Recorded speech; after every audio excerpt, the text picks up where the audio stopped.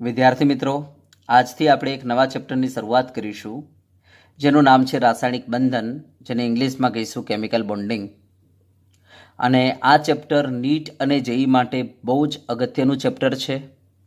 અને આ ચેપ્ટરને inorganic કેમિસ્ટ્રીનું heart કહીએ તો એ ચાલે. બરાબર, તો બહુ જ ઇમ્પોર્ટન્ટ ચેપ્ટર છે. ઓકે, તો ચલો શરૂઆત કરીએ. તો જો આ નામ પરથી જ ખબર પડે છે કે રાસાયણિક બંધન, એનો મતલબ કે આ ચેપ્ટરમાં આપણે બંધ વિશે ડિટેલમાં ચર્ચા કરવાની છે. બરાબર, તો પહેલાં તો હું તમને બંધના પ્રકારો કહી દઉં. બરાબર, તો ધ્યાન આપજો. બંધ જે છે એને આપણે બે ભાગમાં ડિવાઈડ કરીશું. એક કે જે બંધને તોડવો બહુ આસાન હશે એવા બંધને આપણે કહી દઈશું નિર્બળ બંધ. બરાબર, અને બીજું જે બંધને તોડવા માટે વધુ ઉર્જાની જરૂર પડશે, જેને તોડવો મુશ્કેલ હશે, એને આપણે કહી દઈશું પ્રબળ બંધ. તો આ રીતના મેં બંધને પહેલાં તો બે ભાગમાં ડિવાઈડ કરી દીધું છે. બરાબર, હવે ધ્યાન આપજો. આ જે નિર્બળ બંધ છે, આ નિર્બળ બંધમાં આપણે બે બંધની વાત કરવાની છે. એક આપણે એચ બંધની વાત કરીશું અને બીજું વાન્ડરવાલ્સ બળની વાત કરીશું. વાન્ડરવાલ્સ બળની વાત કરીશું. તો ધ્યાન આપજો, આ બંને એકચ્યુઅલી બંધ નથી. આ બંને ફોર્સ ઓફ એટ્રેક્શન છે, એક પ્રકારના બળ છે. પણ વાન્ડરવાલ્સ બળ કરતાં એચ બંધ થોડો મજબૂત છે, માટે આને બળ ન કહેતા મેં બંધ લખેલો છે. બાકી નહીતર આ બંને બળ જ છે. ધ્યાન આપજો. યસ, જેમને તોડવા બહુ આસાન છે, માટે આ બંનેને આપણે કયા નામથી ઓળખીશું? નિર્બળ બંધના નામથી ઓળખીશું. બરાબર, અને આમની ડિટેલમાં આપણે ચર્ચા કરીશું ચેપ્ટર 5માં. આપણે ડિટેલમાં ચર્ચા કરીશું. Okay, yes. હા, તો ચલો હવે આપણે રિયલ બંધની વાત કરીએ, જેને કહેવાય છે પ્રબળ બંધ. Okay, yes. હવે પ્રબળ બંધના અંદર આપણે 4 બંધની વાત કરીશું. એક આવશે સહસંયોજક બંધ. સહસંયોજક બંધ. બરાબર, જે અધાતુ અધાતુ વચ્ચે રચાય છે. આમ મેનલી કોના વચ્ચે રચાય છે ભાઈ? અધાતુ અધાતુ વચ્ચે. યસ. પછી આવશે સવર્ગ સહસંયોજક બંધ.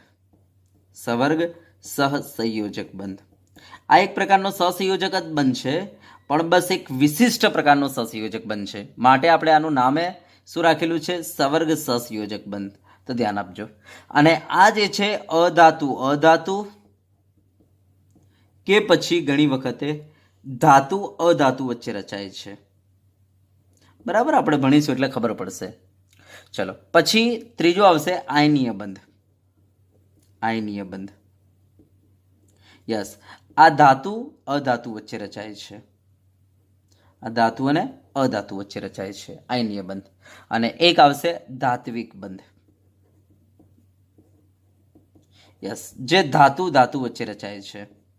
ધાતુ ધાતુ વચ્ચે રચાય છે. તો આ થઈ ગયા આપણા પ્રબળ બંધ, જેની આપણે 1 by 1 બરાબર આ ચેપ્ટરમાં ચર્ચા કરવાની છે. ચલો, ઓકે. તો આ મેં તમને થોડી બંધ વિશે માહિતી આપી દીધી. ચલો, હવે હું તમને લુઈસ સિમ્બોલ વિશે થોડી વાત કરી લઉં. લુઈસ સિમ્બોલ, બરાબર, જેને આપણે કહીશું લુઈસ સંજ્ઞા. લુઈસ સિમ્બોલ, જેને આપણે કહીશું લુઈસ સંજ્ઞા.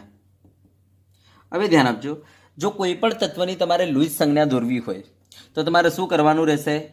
એ તત્વનો સિમ્બોલ લખી દો અને એ તત્વની આસપાસ ધ્યાન આપજો, એમાં જેટલા સંયોજકતા ઇલેક્ટ્રોન હોય એટલા ટપકા કરી દો, યા તો ક્રોસ કરી દો. જેમ કે લિથિયમ, તો લિથિયમમાં સંયોજકતા ઇલેક્ટ્રોન 1 છે, તો એની આસપાસ એક ટપકું કરી દો, યા તો પછી એક ક્રોસ કરી દો આ રીતના.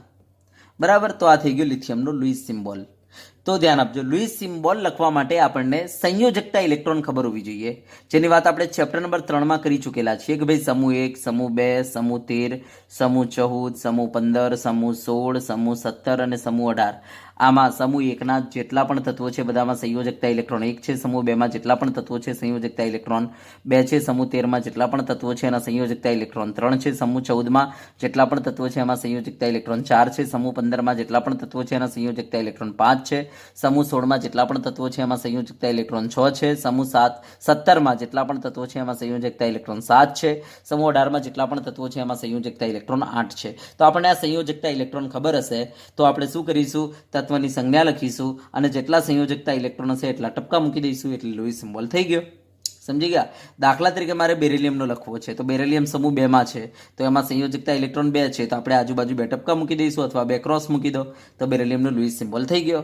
ચલો આ જ રીતના મારે બોરોનનો બનાવવો છે તો ધ્યાન આપજો, બોરોન 13મા સમૂહમાં આવે છે તો એમાં સંયોજકતા ઇલેક્ટ્રોન 3 છે તો એની આસપાસ શું કરો, 3 ટપકા મૂકી દો આ રીતના. તો આ થઈ ગયું બોરોનનું લૂઈસ સિમ્બોલ. ચલો એ જ રીતના મારે કાર્બનનો લખવો છે તો કાર્બન 14મા સમૂહમાં આવે છે અને એમાં સંયોજકતા ઇલેક્ટ્રોન 4 છે તો આપણે એના આજુબાજુ શું કરીશું, 4 ટપકા મૂકી દઈશું આ રીતના, બરાબર, અથવા 4 ક્રોસ કરી દો તો આ થઈ ગયા એનું લૂઈસ સિમ્બોલ. દાખલા તરીકે આપણે વાત કરીએ કે ભાઈ મારે નાઇટ્રોજનનો લખવો છે લૂઈસ સિમ્બોલ, તે 15મા સમૂહનું તત્વ છે. તેમાં બાહ્યતમ કોષમાં કેટલા ઇલેક્ટ્રોન છે, 5, હે ને. બાહ્યતમ કોષ એટલે સંયોજકતા ઇલેક્ટ્રોન કહેવાય. તેમાં સંયોજકતા ઇલેક્ટ્રોન કેટલા છે, 5, તો 5 ટપકા મૂકી દો આ રીતના, બરાબર. તો આ થઈ ગયું એનો લૂઈસ સિમ્બોલ. ચલો એ જ રીતના આપણે ઓક્સિજનનો મૂકવો છે, લૂઈસ સિમ્બોલ ઓક્સિજનનો બનાવવો છે તો ઓક્સિજન 16મા સમૂહનું તત્વ છે, એમાં સંયોજકતા ઇલેક્ટ્રોન 6 છે તો આજુબાજુ 6 ક્રોસ મૂકી દો અથવા 6 ટપકા મૂકી દો. આ થઈ ગયું તમારો ઓક્સિજનનું લૂઈસ સિમ્બોલ. આ રીતે તમારે ફ્લોરિનનો બનાવવો છે, બરાબર. તો ફ્લોરિન 17મા સમૂહનું તત્વ છે તો એમાં સંયોજકતા ઇલેક્ટ્રોન 7 છે તો આપણે આ રીતના 7 ટપકા મૂકી દઈશું, 1 2 3 4 5 6 અને આ 7, બરાબર. આ જ રીતના મારે નિયોનનો લૂઈસ સિમ્બોલ બનાવવો છે, બરાબર. તો શું કરો, નિયોનની લૂઈસ સંજ્ઞા લખો અને નિયોનનો સિમ્બોલ લખો અને સિમ્બોલ લખીને એમાં શું કરો, એની આસપાસ સંયોજકતા ઇલેક્ટ્રોન જેટલા હોય એટલા ટપકા કરી દો. તો જો 18મો સમૂહ છે માટે સંયોજકતા ઇલેક્ટ્રોન 8 છે તો 8 ટપકા કરી દો આ રીતના એની આજુબાજુ, બરાબર. 8 ટપકા કરી દો, તેનું લૂઈસ સિમ્બોલ થઈ ગયું. તો આ રીતના આપણે કોઈ પણ તત્વનો લૂઈસ સિમ્બોલ બનાવી શકીએ, બરાબર. તો ધ્યાન આપજો, અહીંયા જેટલા સંયોજકતા ઇલેક્ટ્રોન હોય ને એટલા ટપકા મૂકવાના આસપાસ, બરાબર. હવે કોઈને પ્રશ્ન થશે કે કેમ સાહેબ આવું કર્યું, કેમ સંયોજકતા ઇલેક્ટ્રોન ને અહીંયા ધ્યાનમાં લીધા છે. તો ધ્યાન આપજો કે જ્યારે જ્યારે બંધ બનશે ને ત્યારે માત્ર સંયોજકતા ઇલેક્ટ્રોન જ ભાગ લેશે. અંદરની કક્ષામાંના ઇલેક્ટ્રોન કોઈ દિવસ બંધ બનવામાં ભાગ લેવાના નથી. માત્ર ધ્યાન આપજો, બંધ બને છે ત્યારે સંયોજકતા ઇલેક્ટ્રોન જ ઇન્વોલ્વ થવાના છે બંધમાં, અંદરની કક્ષામાંના ઇલેક્ટ્રોન ઇન્વોલ્વ થવાના નથી. માટે આપણને દરેક તત્વમાં કેટલા સંયોજકતા ઇલેક્ટ્રોન મોજૂદ છે એ આપણને ખબર હોવી જરૂરી છે, તો જ આ ચેપ્ટર આવડશે, બરાબર. તો કોઈ પણ તત્વમાં કેટલા સંયોજકતા ઇલેક્ટ્રોન મોજૂદ છે એ આપણને ખબર હોવી જરૂરી છે. એનો મતલબ કે સાહેબ આટલો ભાગ આપણને ખબર હોવી જરૂરી છે તો જ આ ચેપ્ટર આવડશે. કારણ કે આ ચેપ્ટરનું નામ જ છે કેમિકલ બોન્ડિંગ. એનો મતલબ અહીંયા બંધની વાત કરવાની છે અને બંધ બનવામાં માત્ર સંયોજકતા ઇલેક્ટ્રોન જ ભાગ લે છે, અંદરની કક્ષામાંના ઇલેક્ટ્રોન બંધ બનવામાં ભાગ લેતા નથી. માટે યાદ રાખો કે દરેક તત્વનો તમને સંયોજકતા ઇલેક્ટ્રોન ખબર હોવી જરૂરી છે. સમજી ગયા. તો લૂઈસ સિમ્બોલ આપણે આ રીતના લખીશું. લૂઈસ સિમ્બોલ લખવા માટે શું કરીશું કે જે તત્વનો લૂઈસ સિમ્બોલ લખવું હોય એ તત્વની સંજ્ઞા લખી દો અને એની આસપાસ સંયોજકતા ઇલેક્ટ્રોન જે છે એને ટપકા વડે દર્શાવી દો. દાખલા તરીકે મારે ફોસ્ફરસનો લૂઈસ સિમ્બોલ લખવો છે તો ફોસ્ફરસમાં સંયોજકતા ઇલેક્ટ્રોન કેટલા, તો આ જે છે 15મું સમૂહનું તત્વ છે તો 15મા સમૂહમાં સંયોજકતા ઇલેક્ટ્રોન 5 છે તો આમાં સંયોજકતા ઇલેક્ટ્રોન 5 હશે તો 5 ટપકા આ રીતના કરી દો, આ રીતના 5 ટપકા કરી દો એની આસપાસ. તો આ તમારો લૂઈસ સિમ્બોલ થઈ ગયો ફોસ્ફરસનો. દાખલા તરીકે કોઈ મને એમ કહે છે કે ભાઈ સલ્ફર માટે લૂઈસ સિમ્બોલ લખો તો સલ્ફરમાં સંયોજકતા ઇલેક્ટ્રોન કેટલા પહેલા એ ડિસાઈડ કરો. તો સલ્ફર એટલે 16મો સમૂહ અને 16મા સમૂહમાં સંયોજકતા ઇલેક્ટ્રોન 6 છે તો એની આસપાસ 6 ટપકા કરી દો. તો આ થઈ ગયું તમારા સલ્ફરનું લૂઈસ સિમ્બોલ. તો આ રીતના કોઈ પણ તત્વનો લૂઈસ સિમ્બોલ આપણને લખતા આવડવો જોઈએ. ચલો ક્લિયર થઈ ગયું, ઓકે, યસ. હવે હું તમને બતાવીશ લૂઈસ ડોટ રિપ્રેઝન્ટેશન. તો ચલો સ્ટાર્ટ કરીએ આપણે લૂઈસ ડોટ રિપ્રેઝન્ટેશન, જેને કહેવાય લૂઈસ બિંદુ નિરૂપણ, બરાબર. ચલો હવે આપણે લૂઈસ બિંદુ નિરૂપણની વાત કરીએ. લૂઈસ બિંદુ નિરૂપણ, આપણે તમને કોઈ પણ સંયોજન આપી દઈએ અને એનું લૂઈસ બિંદુ નિરૂપણ કરવાનું કહીએ તો તમે કેવી રીતના કરશો. લૂઈસ બિંદુ નિરૂપણને આપણે ઇંગ્લિશમાં કહીશું લૂઈસ ડોટ રિપ્રેઝન્ટેશન, બરાબર, યસ. દાખલા તરીકે આપણે વાત કરીએ કે તમને HNO3 આપી દઈએ અને તમને કહીએ કે ભાઈ ચલો આનું લुईस બિંદુ નિરૂપણ કરો, તો તમે કેવી રીતના કરશો? તો જો પહેલાં આના માટે તમને આટલી આઈડિયા હોવી જરૂરી છે કે પહેલો સમૂહ જે છે એનું કોઈ પણ તત્વ હશે તેમાં સંયોજકતા ઇલેક્ટ્રોન 1 હોય છે, બીજા સમૂહનું કોઈ પણ તત્વ હશે એમાં સંયોજકતા ઇલેક્ટ્રોન 2 હોય છે, 13મા સમૂહનું કોઈ પણ તત્વ એમાં સંયોજકતા ઇલેક્ટ્રોન 3, 14મા સમૂહનું કોઈ પણ તત્વ એમાં સંયોજકતા ઇલેક્ટ્રોન 4, 15મા સમૂહનું કોઈ પણ તત્વ એમાં સંયોજકતા ઇલેક્ટ્રોન 5, 16મા સમૂહનું કોઈ પણ તત્વ એમાં સંયોજકતા ઇલેક્ટ્રોન 6, 17મા સમૂહનું કોઈ પણ તત્વ લઈ લો એમાં સંયોજકતા ઇલેક્ટ્રોન 7 છે અને 18મા સમૂહનું કોઈ પણ તત્વ લઈ લો એમાં સંયોજકતા ઇલેક્ટ્રોન 8 છે. તો આપણને દરેક તત્વમાં મોજૂદ સંયોજકતા ઇલેક્ટ્રોન ખબર હોવી જરૂરી છે. કેમ? કારણ કે યાદ રાખો, રાસાયણિક બંધ બનવામાં માત્ર સંયોજકતા ઇલેક્ટ્રોન જ ભાગ લે છે, અંદરની કક્ષામાંના ઇલેક્ટ્રોન ભાગ લેતા નથી. માટે આપણને દરેક તત્વમાં હાજર સંયોજકતા ઇલેક્ટ્રોન ખબર હોવી જરૂરી છે. એનો મતલબ કે આટલું ખબર હોવી જરૂરી છે, તો જ આપણને આ ચેપ્ટર આવડશે. બરાબર? ચલો ડન. યસ. અને બીજી વસ્તુ હું તમને કહી દઉં કે આમાંથી જો આપણે ફ્લોરિન લઈ લઈએ તો ફ્લોરિન એટલે 17મો સમૂહ જેમાં સંયોજકતા ઇલેક્ટ્રોન 7 છે. તો જો આ 7 ઇલેક્ટ્રોનને હું આ રીતના દર્શાવી દઉં, બરાબર? યસ. તો આપણે જોઈ શકીએ છીએ કે આમાંથી એક ઇલેક્ટ્રોન જે છે એ બરાબર બંધ બનવામાં ભાગ લેશે બીજા પરમાણુના એક ઇલેક્ટ્રોન સાથે, બરાબર? જેના કારણે ફ્લોરિનની આસપાસ કેટલા ઇલેક્ટ્રોન થઈ જશે? તો આપણે કહી શકીએ 1 2 3 4 5 6, આ 6 અબંધકારક થઈ જશે અને 2 જે છે બંધકારક થઈ જશે, બરાબર? એક પોતાનો અને એક બીજાનો, એમ કરીને 2 બંધકારક થઈ જશે, બરાબર? યસ. આમ કરીને એની પાસે 8 થઈ જશે. માટે યાદ રાખો, ફ્લોરિન હંમેશા એકલ બંધ બનાવે, બરાબર? દિમાગમાં ફિટ કરી લેજો, ફ્લોરિન હંમેશા એકલ બંધ બનાવે. હા, અને એના ઉપર અબંધકારક ઇલેક્ટ્રોન કેટલા રહી જશે? 6 રહી જશે. એનો મતલબ યુગ્મો કેટલા રહી જશે? 3 રહી જશે. તો હવે દિમાગમાં ફિટ કરી લેજો, ફ્લોરિન ઉપર કેટલા યુગ્મો પડેલા હોય છે અબંધકારક? તો 3 યુગ્મો પડેલા હોય છે અબંધકારક. આ દિમાગમાં ફિટ કરી લો. હવે તમને એક્ઝામમાં કોઈ પણ જગ્યાએ આ રીતના ફ્લોરિન લખીને આપી દે, યા તમે વાંચવા બેસેલા હોય ચોપડીમાં અને ફ્લોરિન લખીને આપી દે, ત્યારે આપણે આપણા દિમાગથી વિચારી લેવાનું કે ઉપર કેટલા યુગ્મો પડેલા હશે? 3 યુગ્મો પડેલા હશે. આ અન્ડરસ્ટેબલ છે, માટે આ લખીને નહીં આપે, આપણને ખબર હોવી જરૂરી છે. સેમ આ જ રીતના આપણે ઓક્સિજનની વાત કરીએ તો ઓક્સિજન પાસે જો કેટલા યુગ્મો પડેલા છે આવા? તો આપણે કહી શકીએ કે ઓક્સિજનની આસપાસ સંયોજકતા ઇલેક્ટ્રોન કેટલા છે? આવા 6 છે, બરાબર? એના બાહ્યતમ કોષમાં સંયોજકતા ઇલેક્ટ્રોન કેટલા છે? 6 છે. હા, હવે 6માં એ શું કરશે?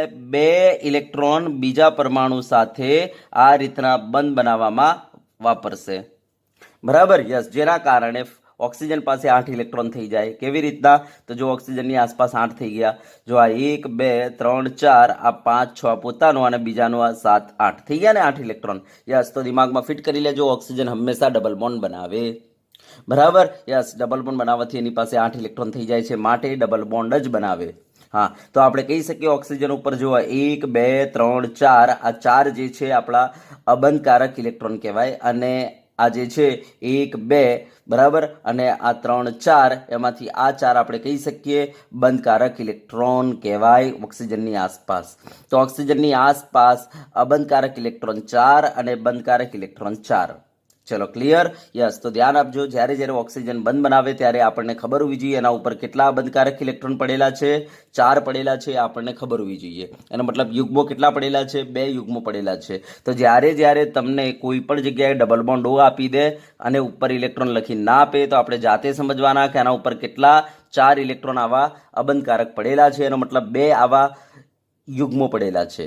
આ આપણને ખબર હોવી જરૂરી છે, બરાબર?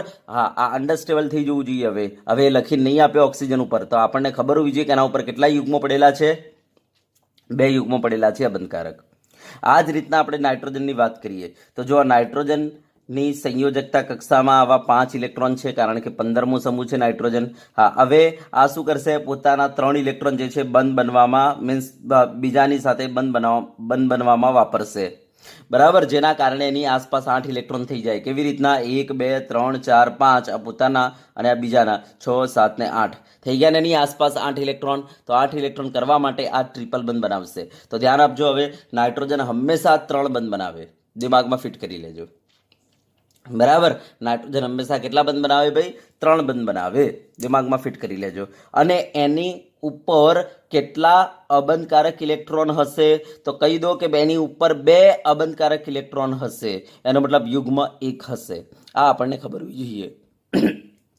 તો હવે એક્ઝામમાં કંઈ પણ જગ્યાએ જો ટ્રિપલ બોન્ડ નાઇટ્રોજન લખીને આપી દે અને ઉપર ઇલેક્ટ્રોન ન લખે તો આપણને ખબર હોવી જોઈએ કે એના ઉપર કેટલા ઇલેક્ટ્રોન પડેલા હશે? આવા 2 ઇલેક્ટ્રોન પડેલા હશે. એનો મતલબ એક યુગ્મ એના ઉપર પડેલો હશે. એ આપણને ખબર હોવી જોઈએ. તો આ અન્ડરસ્ટેબલ છે. બરાબર. હા, હવે કોઈ લખશે નહીં આ રીતના યુગ્મો, એ આપણને ખબર હોવી જરૂરી છે. તો મને બતાવો હવે, બોલો, ફ્લોરિન ઉપર કેટલા અબંધકારક ઇલેક્ટ્રોન યુગ્મો પડેલા હોય? કહી દો 3. ઓક્સિજન ઉપર કેટલા અબંધકારક ઇલેક્ટ્રોન યુગ્મો પડેલા હોય? કહી દો 2. અને નાઇટ્રોજન ઉપર કેટલા અબંધકારક ઇલેક્ટ્રોન યુગ્મો પડેલા હોય? કહી દો 1. કોઈ પૂછે નાઇટ્રોજન કેટલા બંધ બનાવે? કહી દો મેક્સિમમ 3. બરાબર, નાઇટ્રોજન 3 બંધ બનાવે. કોઈ કહે કે ભાઈ ઓક્સિજન કેટલા બંધ બનાવે? કહી દો 2. કોઈ કહે ફ્લોરિન કેટલા બંધ બનાવે? કહી દો 1. સમજી ગયા ને? તો આટલી આપણને માહિતી ખબર હોવી જરૂરી છે. હા, બીજી વસ્તુ હું તમને કહી દઉં કે હાઇડ્રોજન વિશે. જો હાઇડ્રોજનમાં સંયોજકતા ઇલેક્ટ્રોન 1 છે. બરાબર. યસ. હવે હાઇડ્રોજન શું કરશે ખબર છે? ડબલેટના નિયમનું પાલન કરે છે. હાઇડ્રોજન ડબલેટના નિયમનું પાલન કરે છે. બરાબર. હાઇડ્રોજન પોતાની આસપાસ 2 ઇલેક્ટ્રોન કરવા મથામણ કરતો હોય છે, જ્યારે બાકીના તત્વો જે છે પોતાની આસપાસ 8 ઇલેક્ટ્રોન કરવા મથામણ કરતા હોય છે. તો હાઇડ્રોજનને જો 2 ઇલેક્ટ્રોન કરવા હોય તે શું કરશે? પોતાનું ઇલેક્ટ્રોન જે છે અને બીજાને 1 ઇલેક્ટ્રોન એની સાથે આ રીતના જોડીને બંધ બનાવી દેશે. તો આપણે કહી શકીએ હાઇડ્રોજન કેટલા બંધ બનાવે? તો હાઇડ્રોજન 1 બંધ બનાવે, જેના કારણે હાઇડ્રોજનની આસપાસ 2 ઇલેક્ટ્રોન થઈ જાય. હવે મને બતાવો, હાઇડ્રોજન ઉપર એક પણ અબંધકારક છે? ના સાહેબ, ના, એક પણ નથી. તો ધ્યાન આપજો, હાઇડ્રોજન ઉપર એક પણ અબંધકારક ઇલેક્ટ્રોન હોતો નથી. આ દિમાગમાં ફિટ કરી લેજો. બરાબર. ફરીથી એકવાર, ફ્લોરિન ઉપર કેટલા અબંધકારક ઇલેક્ટ્રોન? 6. એનો મતલબ યુગ્મો 3. ઓક્સિજન ઉપર કેટલા અબંધકારક ઇલેક્ટ્રોન? 4. એનો મતલબ યુગ્મો 2. નાઇટ્રોજન ઉપર કેટલા અબંધકારક ઇલેક્ટ્રોન? તો 2. બરાબર. એનો મતલબ યુગ્મ 1. અને હાઇડ્રોજન ઉપર એક પણ અબંધકારક હોતો નથી. તો આટલી માહિતી આપણને ખબર હોવી જરૂરી છે. બરાબર. હા, હવે ધ્યાન આપજો, એક બીજી વધારાની માહિતી આપી દઉં કે દાખલા તરીકે આ ફ્લોરિને પોતાના આ 2 ઇલેક્ટ્રોન અહીંયા ઉતારી દીધા. આમ ઉતારી દીધા અને ઉતારીને એણે આવું બનાવી દીધું. આવું બનાવી દીધું. બરાબર. ધ્યાન આપજો, આ બનતો હતો જ. પોતાના 2 ઇલેક્ટ્રોન અહીંયાથી ઉતારીને એને ડબલ બોન્ડ બનાવ્યો. જો આ ડબલ બોન્ડ બનાવશે ને ત્યારે ફ્લોરિન ઉપર પોઝિટિવ ચાર્જ આવી જાય, કારણ કે ફ્લોરિને પોતાના ઇલેક્ટ્રોન અહીંયા ઉતાર્યા, જેના કારણે ફ્લોરિન ઉપર કયો ચાર્જ આવશે? પોઝિટિવ. હા, હવે ધ્યાન આપજો, ફ્લોરિન જે છે ને એ સૌથી વધારે વિદ્યુત ઋણમય તત્વ છે. એ પોતાના ઉપર ધન વીજભારને હેન્ડલ કરી શકતો નથી. હા, ઋણ વીજભાર રાખશે ફ્લોરિન, કારણ કે વધુ વિદ્યુત ઋણમય તત્વ હોવાથી, પણ ધન વીજભાર તો પોતાની ઉપર રાખશે જ નહીં. એનો મતલબ કે ફ્લોરિન કોઈ દિવસ આ ઇલેક્ટ્રોન ઉતારી શકે નહીં. બરાબર. કારણ કે ઉતારવા જાય છે તે પોઝિટિવ ચાર્જ આવી જાય છે અને ફ્લોરિન પોઝિટિવ ચાર્જ હેન્ડલ કરી શકતો નથી. માટે ધ્યાન આપજો, ફ્લોરિન જે છે કોઈ દિવસ ડબલ બોન્ડ બનાવે નહીં. ફ્લોરિન ઓલવેઝ સિંગલ બોન્ડ બનાવે. આ દિમાગમાં ભેજામાં ફિટ કરી લેજો. બરાબર. કારણ કે ફ્લોરિન સૌથી વધારે વિદ્યુત ઋણમય તત્વ છે. જો એ આ રીતના ઇલેક્ટ્રોન ઉતારવા જશે તેના ઉપર પોઝિટિવ ચાર્જ આવી જશે. બરાબર. જે હેન્ડલ કરી શકતો નથી. તો આ દિમાગમાં ફિટ કરી લેજો. હા, જો આપણે ઓક્સિજનની વાત કરીએ તો ઓક્સિજન જો આ રીતના ઇલેક્ટ્રોન ઉતારે અને આ રીતના ટ્રિપલ બોન્ડ બનાવી દે, બરાબર, તો શું થશે ઓક્સિજન ઉપર? તો ઓક્સિજન ઉપર આ રીતના હવે એક લોન પેર રહી ગઈ. યસ, ઓક્સિજને આ રીતના ઇલેક્ટ્રોન ઉતાર્યા, જેના કારણે એના પર કયો ચાર્જ આવી ગયો? ભાઈ પોઝિટિવ ચાર્જ આવી ગયો. હા, હવે ધ્યાન આપજો, ઓક્સિજન વધુ વિદ્યુત ઋણમય તત્વ છે. એ પણ પોઝિટિવ ચાર્જને હેન્ડલ નથી કરી શકતો. હા, પોતાનો પર માઇનસ રાખી શકે છે, પણ પોઝિટિવ રાખવો, બરાબર, એના માટે ટફ છે. હા, કોઈક કેસમાં રાખી લે છે, બહુ ઓછા કેસમાં, જ્યારે બળજબરી હોય ને ત્યારે પોઝિટિવ હેન્ડલ કરી લે છે. કારણ કે ફ્લોરિન કરતાં તો થોડો ઓછો વિદ્યુત ઋણમય છે. હા, પણ ફ્લોરિન તો કદાપી પોતાના પર પોઝિટિવ નહીં રાખે, કદાપી નહીં રાખે. હા, ઓક્સિજન કોઈક કારણસર હા કદાચ પોઝિટિવ રાખી લે, બાકી એના ઉપર પોઝિટિવ રાખવો, બરાબર, બહુ ટફ છે. કારણ કે આ એ વધુ વિદ્યુત ઋણમય તત્વ છે. હા, પણ ફ્લોરિન કરતાં ઓછો છે, હે ને? માટે યાદ રાખજો, આ પણ કોઈ દિવસ ટ્રિપલ બોન્ડ બનાવે નહીં. હા, કોઈક સંજોગોમાં તમને જોવા મળી જાય તો ઓકે, રેર છે, બાકી આમ બનાવે નહીં.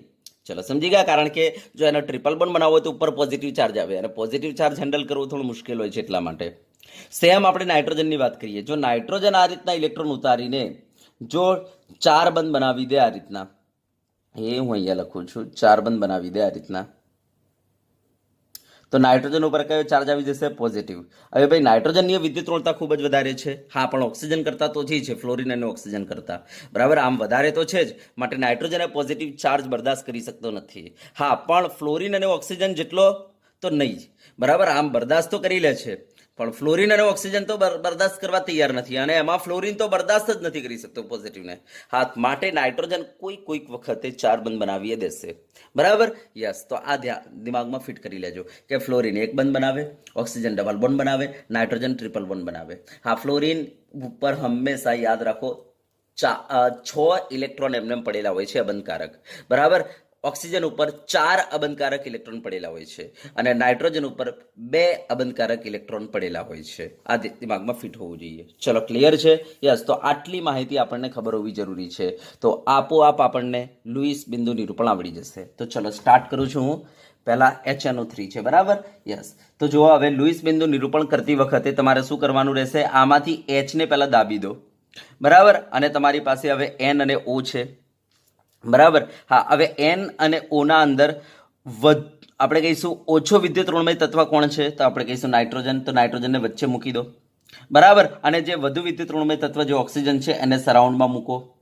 બરાબર, યસ. તો આ રીતના તમે પહેલા સ્કેલેટલ બનાવી દો.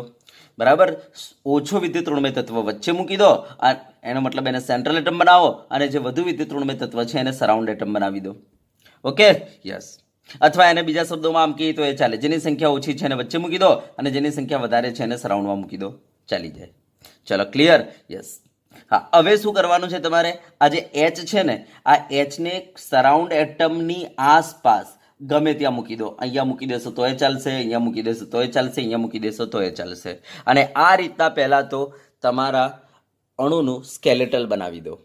ચલો, સ્કેલેટલ તૈયાર.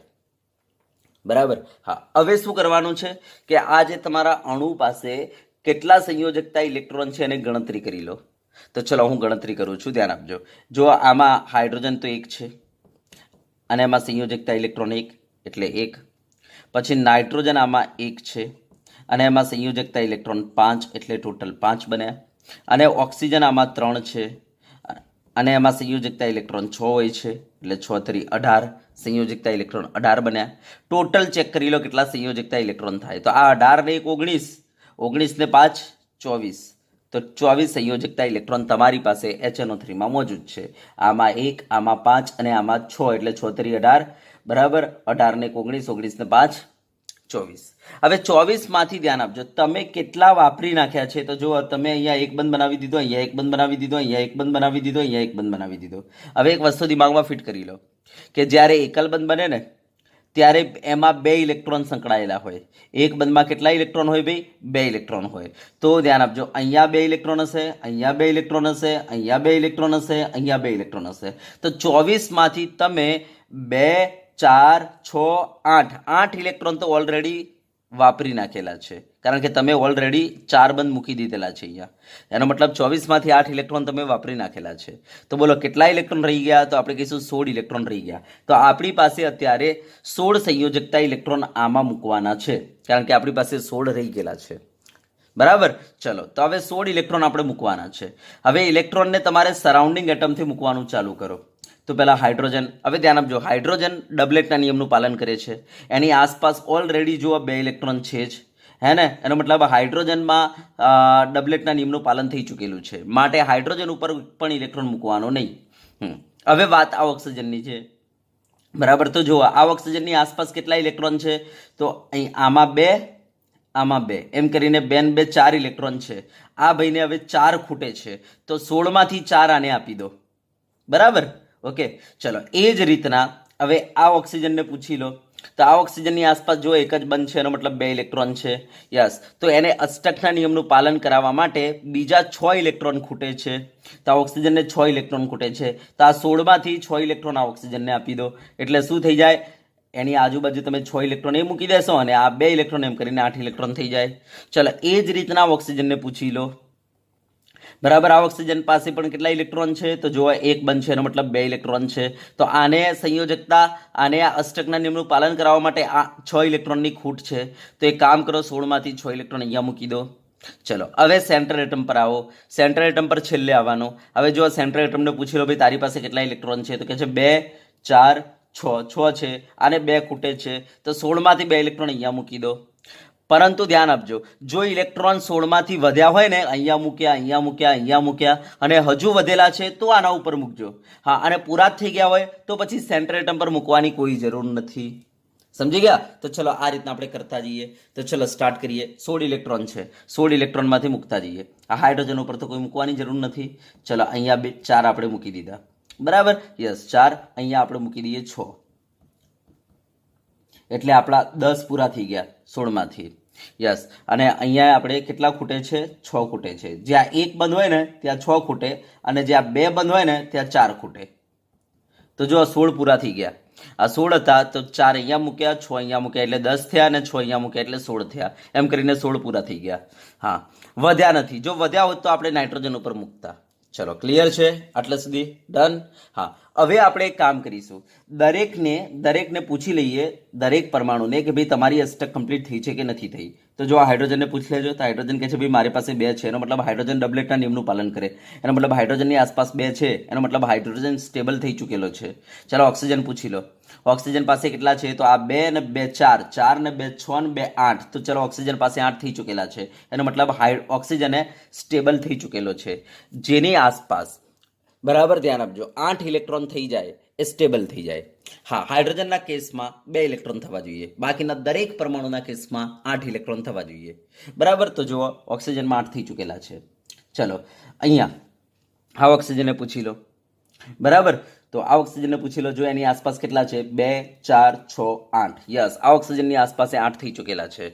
બસ લુઈસે આ જ કહ્યું હતું કે ભાઈ દરેક પરમાણુ જ્યારે અણુ બનાવે છે ત્યારે એની આસપાસ 8 ઇલેક્ટ્રોન થઈ જાય છે અને સ્ટેબલ થઈ જાય છે. તો જો ઓક્સિજન પાસે 8 થઈ ચૂકેલા છે, તો 8 ના થયા હોય તો 8 કરાવવાના રહેશે ગમે તેમ કરીને. બરાબર? તો જ અણુ બને. જો 8 નહીં થાય તો અણુ બનશે નહીં, કારણ કે એ પરમાણુ સ્ટેબલ થશે નહીં. ચલો આ ઓક્સિજનને પૂછી લો ભાઈ, એની પાસે 8 થઈ ગયેલા છે, પૂછી લો. તો જો 2 4 6 8. યસ, થઈ ગયેલા છે. ચલો ભાઈ, હવે વાત રહી નાઇટ્રોજનને.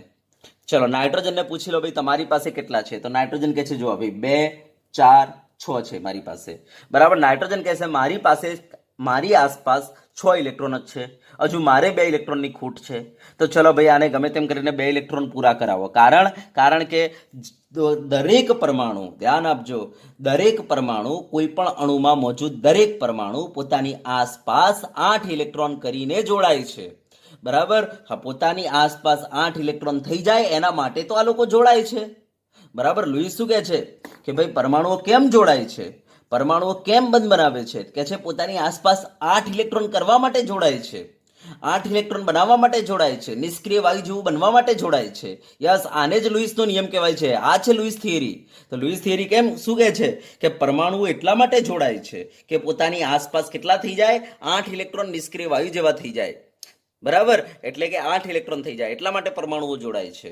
બરાબર? તો ચલો ભાઈ નાઇટ્રોજનને પણ આપણે 8 ઇલેક્ટ્રોન પૂરા કરાવવા પડશે. તો 8 ઇલેક્ટ્રોન કેવી રીતના કરાવીશું? તો જો હવે ધ્યાન આપજો, આપણે શું કરીશું? તો આ રીતના ઇલેક્ટ્રોન ઉતારીશું. દાખલા તરીકે ઓક્સિજન ઉપર જો 2 ઇલેક્ટ્રોન પડેલા છે ને, તે કામ કરો, આ 2 ઇલેક્ટ્રોન આ રીતના અહીંયાથી હટાવો અને અહીંયા ઉતારી દો.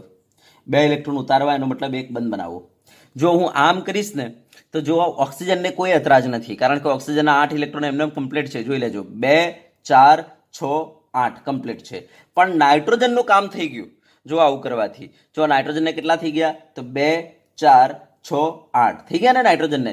યસ, તો આ રીતના તમારે શું કરવું પડશે? અહીંયાથી ઇલેક્ટ્રોન ઉતારીને નાઇટ્રોજનને બરાબર અષ્ટક કમ્પ્લીટ કરાવવી પડશે. બરાબર? હા, કોઈ વિચારે કે સાહેબ મેં અહીંયાથી ના ઉતારે ને મેં અહીંયાથી ઉતારે તો? અરે હા, ઉતારી શકો તમે અહીંયાથી તમે ઉતારી શકો, કારણ કે નાઇટ્રોજન 2 બંધ સુધી તો બનાવી શકે છે બિંદાસ. તો અહીંયાથી તમે ઇલેક્ટ્રોન ઉતારી શકો છો. જો તમે અહીંયાથી ઉતાર્યું, બરાબર, તો એ નાઇટ્રોજનની કમ્પ્લીટ થઈ જશે અને આ ઓક્સિજનને કોઈ એતરાજ નહીં હોય. યસ, આ વખતે સિંગલ બોન્ડ જ રહેશે એમને. બરાબર? તો કહેવાનો મતલબ તમે અહીંયાથી ઇલેક્ટ્રોન ઉતારી શકો છો. હા, હવે કોઈ કહે સાહેબ ચલો મારે ત્યાંથી નથી ઉતારવા, મારે નાઇટ્રોજનની અષ્ટક કમ્પ્લીટ કરવા માટે મારે અહીંયાથી ઉતારવા છે. જો તમે અહીંયાથી ઉતારશો ને, હે ને, તો એ નાઇટ્રોજન કમ્પ્લીટ તો થઈ જશે, પણ આ ઓક્સિજનને તમે પ્રોબ્લેમમાં મૂકી દેશો. કેમ? કારણ કે ઓક્સિજન 2 જ બંધ બનાવે, તો આ બાજુ ઓલરેડી 2 બંધ તો છે જ. અને જો તમે આ ત્રીજો ઉતાર્યો, આ રીતના લોન પેર, આ રીતના આખી પેર ઉતારી, આ રીતના ઇલેક્ટ્રોન યુગ્મ ઉતાર્યું, તો શું થઈ જશે? અહીંયા એક બંધ આવી જશે, જેના કારણે ઓક્સિજન કેટલા બંધ બનાવી દેશે? 1 2 અને 3. અને ઓક્સિજન 3 બંધ બનાવે નહીં, કારણ કે મેં તમને કહ્યું ઓક્સિજન જે છે ડબલ બોન્ડ જ બનાવે, રેર કેસમાં જ ખાલી 3 બંધ બનાવે. યસ, ઓક્સિજન ડબલ બોન્ડ જ બનાવે. અને અહીંયા ચારો છે ડબલ બોન્ડ બનાવવાનો. જો અહીંયાથી ઉતારી શકાય, અહીંયાથી ઉતારી શકાય. અહીંયા બે આપણી પાસે ઓપ્શન છે. તો અહીંયાથી ઉતારશે કાં તો અહીંયાથી ઉતારશે. અહીંયાથી નહીં ઉતારે, કારણ કે જો અહીંયાથી ઉતારવા ગયો, બરાબર, જો અહીંયાથી ઉતારવા ગયો તો શું થશે? ઓક્સિજન 3 બંધ બનાવી દેશે, જે પોસિબલ નથી. માટે કાં તો તમે અહીંયાથી ઇલેક્ટ્રોન ઉતારી શકો, કાં તો અહીંયાથી ઉતારી શકો અને આ નાઇટ્રોજનની અષ્ટક કમ્પ્લીટ કરાવી શકો, બરાબર. પણ અહીંયાથી મહેરબાની કરીને ઉતારવાના નહીં. તો આપણે આ રીતના આપણી પાસે બે ઓપ્શન હતા. કાં તો અહીંયાથી ઉતારીને આપણે સ્ટ્રક્ચર પૂરું કરી શકીએ, કાં તો અહીંયાથી ઉતારીને સ્ટ્રક્ચર પૂરું કરી શકીએ. આમ HNO3 બનાવવાના આપણી પાસે તરીકા બે થઈ ગયા. કાં તો અહીંયાથી ઉતારીને બનાવી શકીએ, કાં તો અહીંયાથી ઉતારીને બનાવી શકીએ. આમ આપણે કહી શકીએ HNO3 ના સ્ટ્રક્ચર બે પોસિબલ છે. કાં તો અહીંયાથી ઉતારીને સ્ટ્રક્ચર પૂર્ણ કરી દો, કાં તો અહીંયાથી ઉતારીને સ્ટ્રક્ચર પૂર્ણ કરી દો. તમે અહીંયાથી ઉતારીને કરશો તો એ તમને માર્ક્સ મળી જશે, અહીંયાથી ઉતારીને કરશો તો એ માર્ક્સ મળી જશે. હા, અહીંયાથી ના ઉતરે. જો અહીંયાથી ઉતારવા ગયો તો આના ઉપર પોઝિટિવ ચાર્જ આવશે, જે હેન્ડલ કરવું મુશ્કેલ છે ભાઈ ઓક્સિજનને. માટે આપણે કહી શકીએ કે એના HNO3 ના શક્ય બંધારણો આ બે છે. કાં તો અહીંયાથી ઉતારીને બનાવી શકો, કાં તો અહીંયાથી ઉતારીને બનાવી શકો. સમજી ગયા? ચલો, મેં અત્યારે અહીંયાથી ઉતારીને બનાવી દીધું, એટલે આ ઇલેક્ટ્રોનને અહીંયાથી હટાવીશું. ચલો, ક્લિયર? તો આ HNO3 નું બંધારણ આપણું તૈયાર થઈ ગયું. ચલો, હવે એ વાત કરવાની છે કે આ HNO3 જે છે એમાં દરેક એટમ ઉપર કંઈક ને કંઈક ચાર્જ હશે, બરાબર. આ ચાર્જ લગતા શીખવાનો છે, બરાબર, જેને કહેવાય છે ફોર્મલ ચાર્જ, બરાબર, જેને શું કહેવાય છે? ફોર્મલ વીજભાર, બરાબર. દરેક એટમ ઉપર કંઈક ને કંઈક ચાર્જ હોય છે અને આ ચાર્જ કેટલો હોય છે એ શોધવાનું હું સૂત્ર આપી દઉં. તો એના માટે તમારે શું કરવાનું? એ જે પરમાણુ માટે તમારે ચાર્જ શોધવાનું હોય ને એમાં મોજૂદ સંયોજકતા ઇલેક્ટ્રોન લખી દો. માઇનસ શું કરો? એની આસપાસ કેટલા અબંધકારક ઇલેક્ટ્રોન છે એ લખી દો. કેટલા અબંધકારક છે એ લખી દો. એમાંથી એટલા બાદ કરી દો, અબંધકારક ઇલેક્ટ્રોન બાદ કરી દો. માઇનસ, હા, કેટલા બંધકારક છે, બરાબર. યસ, એ જેટલા બંધકારક હોય એને 2 વડે ભાગીને જે સંખ્યા આવે, યસ, એના સંયોજકતા ઇલેક્ટ્રોનમાંથી બાદ કરી દો. યસ, તો ધ્યાન આપજો, સંયોજકતા ઇલેક્ટ્રોનમાંથી કોને કોને બાદ કરવાના છે સાહેબ? આ જે અબંધકારક ઇલેક્ટ્રોન જેટલા છે એને બાદ કરી દો. અને સાહેબ આ જે બંધકારક, ઓક્સિજનની આસપાસ બંધકારક જેટલા છે ને, બંધકારક, યસ, એ બંધકારક જેટલા છે એને 2 વડે ભાગી દો અને જે સંખ્યા આવે એ બાદ કરી દો સંયોજકતા ઇલેક્ટ્રોનમાંથી. તમે આમ કરશો તો દરેક પરમાણુ ઉપર તમને ફોર્મલ ચાર્જ કેટલો છે ખબર પડી જશે. જેમ કે જો અમારે ઓક્સિજન ઉપર ફોર્મલ ચાર્જ કાઢવો છે, આ ઓક્સિજન ઉપર, તો જુઓ હું શું કરીશ, એમાં સંયોજકતા ઇલેક્ટ્રોન 6 છે, તો 6 માઇનસ. હવે અબંધકારક કેટલા છે તો જોઈ લેજો, 1 2 3 4, 4 અબંધકારક છે, મૂકી દો. માઇનસ હાફ એમને, ઓકે.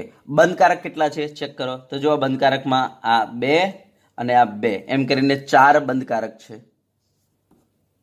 4 બંધકારક છે. આ 4 મૂકી દીધા. ચલો, શું થઈ જશે? જુઓ, 6 માઇનસ 4, આ 2 2 જા 4, એટલે શું થયું? -2. બોલો શું આવે જવાબ? 6. સોરી, જવાબ 0 આવ્યો. તો આપણે કહી દઈએ કે ભાઈ આ ઓક્સિજન ઉપર જે છે ફોર્મલ ચાર્જ 0 છે. તો આ રીતના આપણે ફોર્મલ ચાર્જ કાઢીશું. જો ભાઈ હું તમને બહેતર તરીકો એક આપી દઉં. દાખલા તરીકે કોઈને આ સૂત્ર યાદ નથી અને એને એકદમ ફટાફટ કાઢવો છે ફોર્મલ ચાર્જ, તો જો હું તમને ટ્રીક આપી દઉં. ધ્યાન આપજો, આ ઓક્સિજન જે છે પહેલાં મને બતાવવામાં સંયોજકતા ઇલેક્ટ્રોન કેટલા? તમે કહેશો સાહેબ 6. હવે તમે જોઈ લો તમે કેટલા ઇલેક્ટ્રોન આમાં મૂકેલા છે, તો 1 2 3 4, 4 અને આ ઓક્સિજનનો આ 5મો અને આ 6ઠ્ઠો કહેવાય, કારણ કે આ તો નાઇટ્રોજનનો જ હશે. એટલે આપણે કહી શકીએ કે ઓક્સિજન પાસે તમે મૂક્યા કેટલા છે? 1 2 3 4 5 6 મૂકેલા છે, બરાબર. તો તમે જુઓ, તમે બંધકારક તો આ અબંધકારક તો બધા ગણતરીમાં લઈ લીધા, પણ બંધકારકમાં તમે આ જે નાઇટ્રોજનના છોડીને લીધા ઓક્સિજનના, તો આમ તો તમારી પાસે 4 હતા, પણ 4માંથી તમે ગણતરીમાં 2 જ રાખ્યા. માટે મેં અહીંયા લખેલું છે કે બંધકારક જેટલા હોય ને એને 2 વડે ભાગો, કારણ કે આપણે આને છોડી દઈશું, આ નાઇટ્રોજનના એને આપી દઈશું, એટલે માત્ર આપણે કયા લઈશું? ખાલી ઓક્સિજનના પોતાના જ બંધકારક લઈશું, બરાબર. માટે આપણે શું કર્યું છે, જેટલા બંધકારક ઇલેક્ટ્રોન હોય, બંધકારક એટલે આ 1 2 3 4, એને 2 વડે ભાગી નાખો, એટલે તમારા માત્ર કયા આવી જશે? ઓક્સિજન વાળા જ આવી જશે. બરાબર યસ માટે આપણે એક કામ કરીશું શું કરીશું ઓક્સિજનમાં જે સંયોજકતા ઇલેક્ટ્રોન છે એમાંથી કેટલા બાદ કરી દઈશું આ એની પાસે કેટલા ઇલેક્ટ્રોન આપણે મૂકેલા છે બાદ કરી દઈશું જો આ રીતના આ 1 2 3 4 5 6 આપણે 6 મૂકેલા છે ને તો 6 બાદ કરી દો એટલે તમને ખબર પડી જશે 0 આવી ગયો દાખલા તરીકે જો હું તમને બતાવું કે ભાઈ આ ઓક્સિજનનું મારે શોધવું છે તો પહેલા આમાં સંયોજકતા ઇલેક્ટ્રોન કેટલા 6 માઇનસ હવે આની આસપાસ કેટલા ઇલેક્ટ્રોન પડેલા છે જો 1 2 3 4 5 6 બરાબર -6 કરી દીધા માઇનસ હવે જુઓ બંધ કારક આપણી પાસે કેટલા છે 2 છે ને યસ 2 માંથી આપણે એક જ ગણતરીમાં લઈશું કારણ કે ઓક્સિજનનો એક જ છે બરાબર આ તો નાઇટ્રોજનનો ગયો તો 2 માંથી આપણે એક જ ગણતરીમાં લઈશું એનો મતલબ સાહેબ જે 2 છે ને એને કેટલા વડે ભાગી નાખો 2 વડે ભાગી નાખો એટલે તમારો 1 આવી જાય સમજી ગયા યસ એટલે બોલો જવાબ શું આવે તો -1 તો આ ઓક્સિજન ઉપર ફોર્મલ ચાર્જ -1 બરાબર તો ધ્યાન આપજો બેહતર તરીકો કયો છે કઈ જ કરવાનું નહીં ઓક્સિજનની આસપાસ કેટલા ઇલેક્ટ્રોન પડેલા છે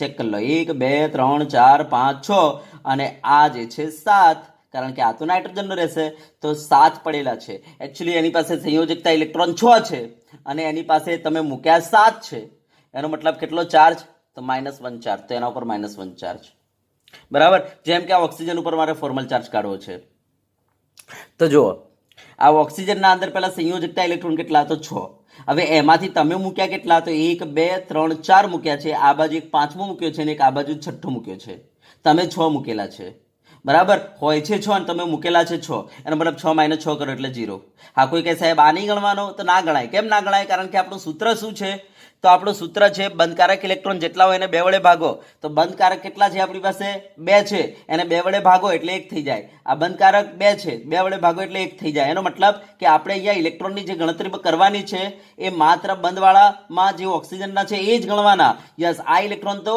નાઇટ્રોજન પાસે રહેશે સમજી ગયા એ રીતના આ ઇલેક્ટ્રોન જે છે હાઇડ્રોજન પાસે રહેશે તો આપણે તો ખાલી ઓક્સિજનના પોતાના કેટલા ઇલેક્ટ્રોન છે એ જ ગણવાના તો 1 2 3 4 5 6 છે અને સંયોજકતા ઇલેક્ટ્રોન 6 છે એટલે 6 - 6 કરો એટલે 0 થઈ જાય સમજી ગયા યસ ચલો જો નાઇટ્રોજનનો ફોર્મલ ચાર્જ કરતા શીખવાડું તો નાઇટ્રોજનમાં સંયોજકતા ઇલેક્ટ્રોન કેટલા તો 5 તમને ખબર છે 5 માઇનસ શું કરવાનું હવે તમારે જોવાનું તમે નાઇટ્રોજનના કેટલા મૂકેલા છે ઇલેક્ટ્રોન તો જો આમાં એક મૂકેલો છે આમાં બીજો મૂકેલો છે આમાં એક ત્રીજો અને આમાં ચોથો તમે નાઇટ્રોજનના 4 જ મૂકેલા છે હે ને યસ તો -4 કરી દો બરાબર તો બોલો કેટલો ચાર્જ આવ્યો +1 તો કહી દો નાઇટ્રોજન ઉપર +1 સમજી ગયા તો આ સીધી રીત અને જો આ સૂત્ર વાપરવું હોય તો શું કરો નાઇટ્રોજનમાં સંયોજકતા ઇલેક્ટ્રોન 5 હા માઇનસ અબંધકારક તો અબંધકારક કે નહીં એટલે 0 -1/2 બંધકારક તો બંધકારક કેટલા તો સાહેબ આ 2 આ 4 આ 6 આ 8 8 ભાગ્યા 2 કરો એટલે 4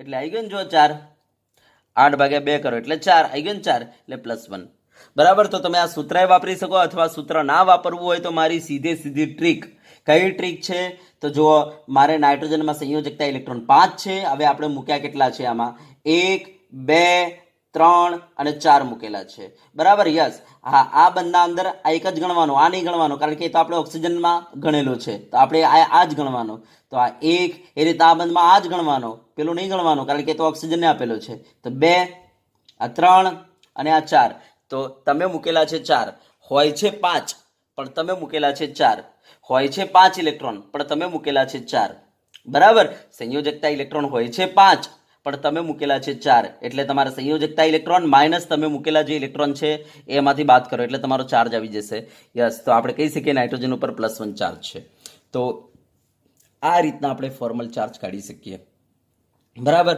તો આ આપણું સ્ટ્રક્ચર તૈયાર થઈ ગયું આને કહેવાય HNO3 નો લુઈસ બિંદુ નિરૂપણ ચલો હવે આના ઉપરથી આપણને માહિતી કઈ મળે છે તો ધ્યાન આપજો આના ઉપરથી આ જે સેન્ટ્રલ એટમ છે ને એનું સંકરણ કાઢી શકીએ બરાબર હવે સંકરણ વાળો કોન્સેપ્ટ હું તમને ડિટેલમાં જ્યારે આપણી વેસ્પર થિયરી વેલેન્સેલ ઇલેક્ટ્રોન પેર રિપલ્શન થિયરી ચાલશે એટલે આપણે ડિટેલમાં તમને ચર્ચા કરીશું પણ અત્યારે મારી ટ્રીક યાદ રાખો કે જો સેન્ટ્રલ એટમની આસપાસ 2 થિંગ્સ હોય ને તેને કહેવાય sp સંકરણ 3 થિંગ્સ હોય ને તેને કહેવાય sp2 સંકરણ 4 થિંગ્સ હોય ને તેને કહેવાય sp3 સંકરણ 5 થિંગ્સ હોય ને તેને આપણે sp4 નહીં કહીએ આપણે sp4 નહીં કહીએ કારણ કે p આપણી પાસે 3 જ હોય px py pz તો p પૂરી થઈ ગઈ તો હવે d લેવાનો બરાબર યસ જો 6 થિંગ્સ હોય ને તો sp3d2 બરાબર, 7 થિંગ્સ હોય ને તો sp3d3 ટોટલ 7 થવા જોઈએ, 3 3 6 ને 1 7 થઈ ગયા ને. યસ, તો જો 2 થિંગ્સ હોય ને તો ટોટલ 2 થવા જોઈએ, 3 થિંગ્સ હોય તો ટોટલ 3 થવા જોઈએ, તો એક s અને 2 p એટલે 3 થઈ ગયા. જો 4 થિંગ્સ હોય ને બરાબર સેન્ટ્રલ ટર્મની આસપાસ તો ટોટલ 4 વસ્તુ થવી જોઈએ, તો જો એક s તો હવે વધ્યા કેટલા 3 તો p3, અને 5 હોય ને તો ટોટલ 5 વસ્તુ થવી જોઈએ, તો જો s p3 4 થઈ તો એક ડી મૂકી દો એટલે 5 થઈ જાય. તો આ રીતના પહેલા આપણે એક ટ્રીક બનાવી લઈશું કે ભાઈ સેન્ટ્રલ એટમની આસપાસ જો 2 થિંગ્સ હોય તેને કહી દો sp સંકરણ, 3 થિંગ્સ હોય તો કહી દો sp2, 4 થિંગ્સ હોય તો કહી દો sp3, 5 થિંગ્સ હોય તો કહી દો sp3d, 6 થિંગ્સ હોય તો કહી દો sp3d2 અને 7 થિંગ્સ હોય તો કહી દો sp3d3. તો હવે મને બતાવો અહીંયા આ સેન્ટ્રલ એટમ આપણો નાઇટ્રોજન છે, એની આસપાસ કેટલા થિંગ્સ છે? તો આપણે કહી શકીએ જો આ લાલ દડો, આ લીલો દડો અને આ સફેદ દડો. તો મને બતાવો કેટલા દડા જોડાયેલા છે? ભાઈ 3. માટે આપણે કહી શકીએ સેન્ટ્રલ એટમની આસપાસ 3 થિંગ્સ. જો 3 થિંગ્સ હોય તો કયું સંકરણ આવે? sp2. ચલો ક્લિયર છે? બરાબર, યસ. ચલો હવે ધ્યાન આપજો, કોઈ તમને આનો પ્રકાર કે ભાઈ આ અણુનો પ્રકાર કયો, તો સેન્ટ્રલ એટમને એ લઈ લેવાનું, સરાઉન્ડ જે થિંગ્સ છે એને બી લઈ લેવાનું. તો આપણે કહી શકીએ કે સાહેબ આનો પ્રકાર રહેશે ab3. ચલો બરાબર, યસ. હવે તમને કોઈ કહે સાહેબ આમાં બંધકારક ઇલેક્ટ્રોન કેટલા? હા, બંધકારક એટલે આપણે કહીશું સાહેબ આ 2, આ 4, આ 6, આ 8, આ 10. જે બંધમાં હોય ને એને કહેવાય બંધકારક ઇલેક્ટ્રોન, તો આપણે કહી શકીએ 10 છે. અને કદાચ બંધકારક ઇલેક્ટ્રોન યુગ્મો કહેતો તો 5. ચલો હવે તમને કોઈ કહે ભાઈ આમાં અબંધકારક ઇલેક્ટ્રોન કેટલા?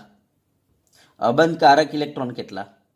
તો જો અબંધકારક એટલે આ 2, આ 4, આ 6, આ 8, આ 10, આ 12 અને આ 14.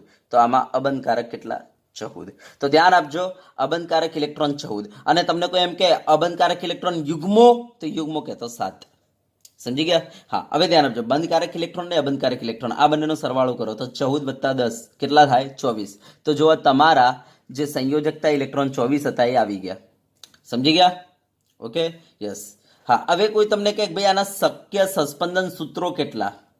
તો આપણે કહી શકીએ છીએ કે ભાઈ અહીંયાથી કાં તો ઇલેક્ટ્રોન આપણે ઉતારીને સ્ટ્રક્ચર બનાવી શકીએ, કાં તો અહીંયાથી આપણે ઇલેક્ટ્રોન ઉતારીને સ્ટ્રક્ચર બનાવી શકીએ, પણ અહીંયાથી ઇલેક્ટ્રોન ઉતારીને સ્ટ્રક્ચર બનાવાય નહીં. તો કાં તો અહીંયાથી ઇલેક્ટ્રોન ઉતારીને બનાવી શકાય, કાં તો અહીંયાથી ઇલેક્ટ્રોન ઉતારીને બનાવી શકાય. એનો મતલબ HNO3 ને આપણે 2 રીતના રજૂ કરી શકીએ. બોલો બરાબર ને?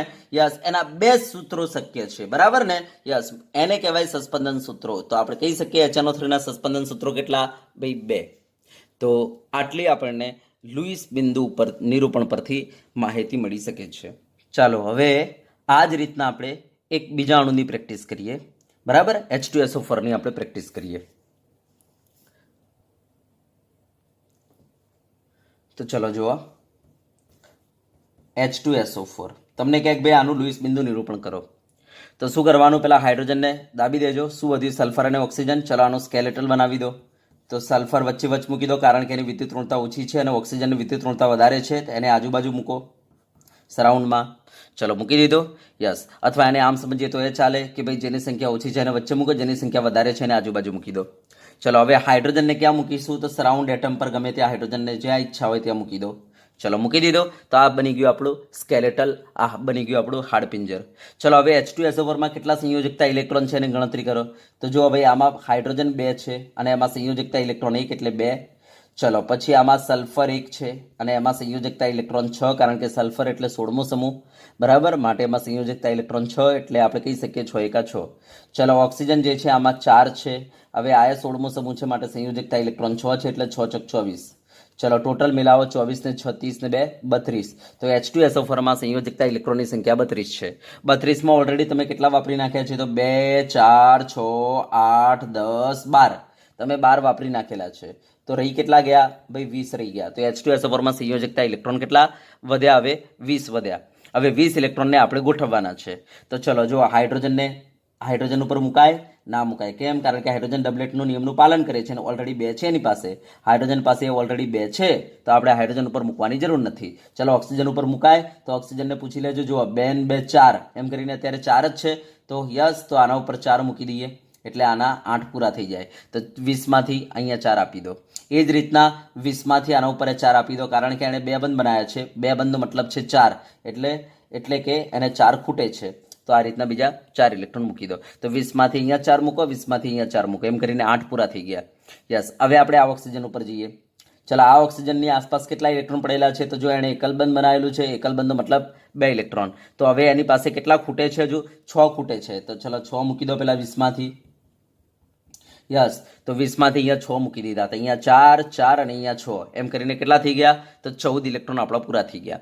ચલો, હજુ આપણે આ ઓક્સિજનને પૂછીએ, ભાઈ તારે કેટલા ખૂટે છે? તો આ ઓક્સિજન કહે છે, જો ભાઈ મારી પાસે 2 છે, કારણ કે એકલબંધ બનાવેલો છે એટલે 2 જ છે ત્યારે મારી આસપાસ. તો મારે કેટલા ખૂટે છે? તો 6 ખૂટે છે. તો કંઈ નહીં, આપણી પાસે જે 6 વધેલા છે આને આપી દો. થઈ ગયું, બોલો આનું કામ. યસ. હવે આપણી પાસે એક કે વધ્યો નહીં, 20 પૂરા થઈ ગયા છે. હા, વધ્યા હોત તો આપણે સેન્ટ્રલ એટમ પર જતા, પણ વધ્યો નહીં. તો આ રીતના આપણે ઇલેક્ટ્રોન મૂકતા જઈશું. તો જે આ સિંગલ બોન્ડ હોય ને તમારા એટમ પાસે, ત્યારે તમારે એટમ પર 6 ઇલેક્ટ્રોન બિંદાસ મૂકી દેવાના, બરાબર? એટલે એની અષ્ટક કમ્પ્લીટ થઈ જાય. અને જ્યાં ડબલ બોન્ડ હોય ને ત્યાં તમારે એટમ પાસે કેટલા ઇલેક્ટ્રોન મૂકવાના? તો તમારે 4 ઇલેક્ટ્રોન મૂકી દેવાના. તો આ રૂલ બનાવી દેવાનો. તો જો આ 20માંથી આપણે ફટાફટ અહીંયા 4 મૂકી દીધા, 4 અહીંયા 4 મૂકી દીધા એટલે 8 થઈ ગયા. અહીંયા 6 મૂકી દીધા, બરાબર? એટલે આપણા થઈ ગયા 14, અને અહીંયા 6 મૂકી દીધા એટલે આપણા થઈ ગયા 20. ચલો, કમ્પ્લીટ. ઓકે. હવે વધ્યા નથી. ચલો, હવે દરેક એટમને પૂછી લઈએ કે ભાઈ કોઈને અષ્ટક બનવાની કોઈને જરૂર છે કે નહીં. મીન્સ કોઈ પૂછી લઈએ દરેક એટમને કે ભાઈ દરેક પાસે 8 ઇલેક્ટ્રોન થઈ ગયા છે કે નહીં. ચલો પૂછી લો. દરેક એટમ પાસે 8 ઇલેક્ટ્રોન થવા જોઈએ. જો ના થયા હોય તો આપણે કરાવીશું. તો ચલો પૂછી લઈએ કે કોઈ રહી તો નથી ગયું ને 8 થવામાં. તો ચલો, જો આ હાઇડ્રોજનને પૂછો તો હાઇડ્રોજન કહે છે ભાઈ હું તો ડબલેટનું પાલન કરું છું, એટલે મારી પાસે તો 2 છે. આ હાઇડ્રોજનને પૂછી લો તો હાઇડ્રોજન કહે છે હું એ ડબલેટનું પાલન કરું છું, મારી પાસે 2 છે, તો વાંધો નહીં. ચલો, આ ઓક્સિજનને પૂછી લો તો ઓક્સિજન કહે છે 2 2 4 2 6 2 8 કમ્પ્લીટ છે ભાઈ મારે તો. આ ઓક્સિજનને પૂછી લો 2 2 4 2 6 2 8 કમ્પ્લીટ છે. આ ઓક્સિજનને પૂછી લો તો કહે છે 6 2 8 કમ્પ્લીટ છે. આ ઓક્સિજનને પૂછી લો તો 6 2 8 કમ્પ્લીટ છે. ચલો, દરેક એટમને પોતાની આસપાસ 8 ઇલેક્ટ્રોન થઈ ચૂકેલા છે. હજુ આ સલ્ફર પૂછવાનું બાકી છે. તો સલ્ફરને પૂછી લો એની તબિયત કેવી છે. તો જો સલ્ફર કહે છે જો મારી પાસે 2 4 6 8, મારે 8 કમ્પ્લીટ છે. એનો મતલબ સલ્ફરને ખૂટતા નથી. જો સલ્ફરને ખૂટતા હોય તો આપણે અહીંયાથી ઉતારતા, કાં તો અહીંયાથી ઉતારતા. હા, અહીંયાથી પોસિબલ નથી, પણ અહીંયાથી પોસિબલ હતું, પણ સલ્ફરને ખૂટતા નથી, માટે હવે ઉતારવાની કોઈ જરૂર નથી. તો આ આપણું સૂત્ર આવી ગયું H2SO4નું. તો જો મને કોઈ એમ કે H2SO4નું બંધારણ દોરો તો આ એક જ પોસિબલ છે, આના 2 બંધારણો આવે નહીં. જે રીતના HNO3માં 2 આવ્યા હતા એવા અહીંયા નથી પોસિબલ, એમાં આ એક જ પોસિબલ છે H2SO4માં. સમજી ગયા? માટે કોઈ સસ્પેન્શન સૂત્ર પૂછે H2SO4ના, કહી દો આ એક જ. ચલો, ક્લિયર? હા. હવે દરેક એટમ પર આપણે ચાર્જ મૂકીશું, જેને કહેવાય ફોર્મલ ચાર્જ. ચલો, તો પહેલાં આપણે હાઇડ્રોજનને પૂછીએ.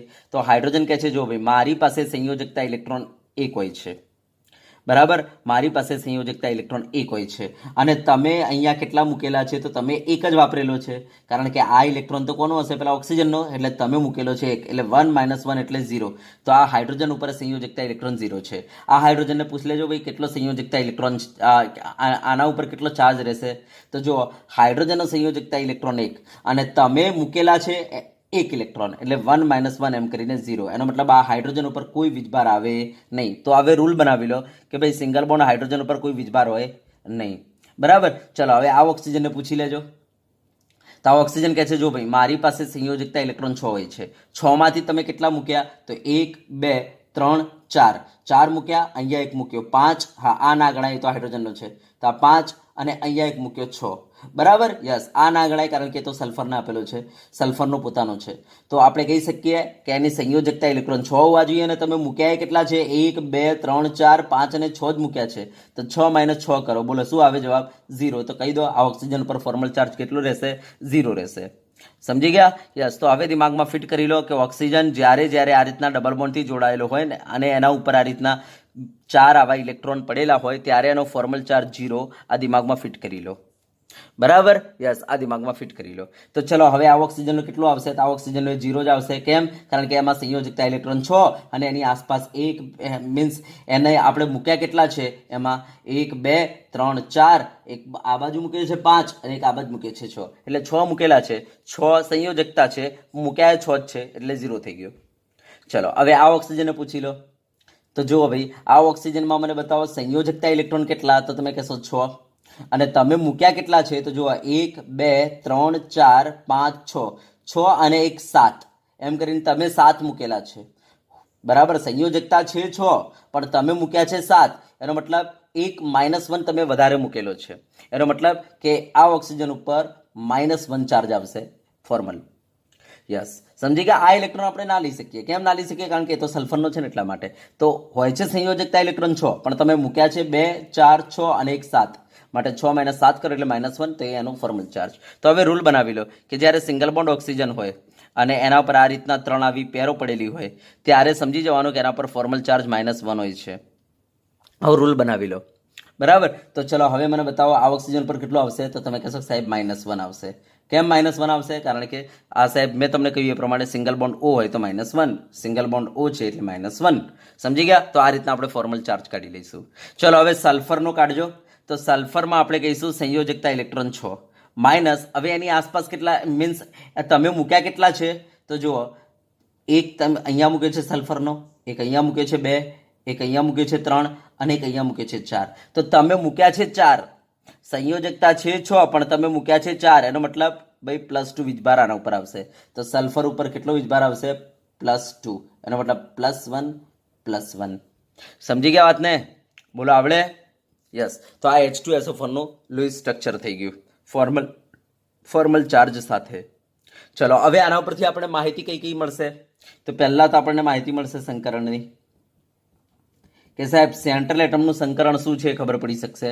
કેવી રીતના? તો સેન્ટ્રલ એટમની આસપાસ કેટલા થિંગ્સ લાગેલા છે, તો આપણે કહીશું સાહેબ આ એક દડો છે, આ બીજો દડો છે, આ બાજુ ત્રીજો દડો અને આ બાજુ ચોથો દડો. આમ કરીને 4 દડા છે. માટે સંકરણ કયું બનશે? sp3 4 માટે. ચલો એના પછી પ્રકાર કયો બને? તો સાહેબ સેન્ટ્રલ એટમને એ લઈ લો અને સરાઉન્ડ એટમને બધાને BBB લઈ લો. તો બોલો શું બનશે? AB4 બનશે. એને બી કેટલા થઈ ગયા? 4 થઈ ગયા, તો AB4. ચલો હવે એના પછી મને બતાવો બંધકારક ઇલેક્ટ્રોન કેટલા?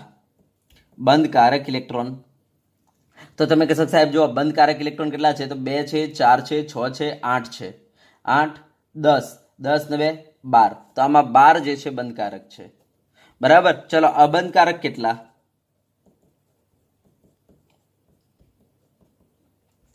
તો જો આ 2 4 6 6 8 10 12 12 14 16 16 18 20.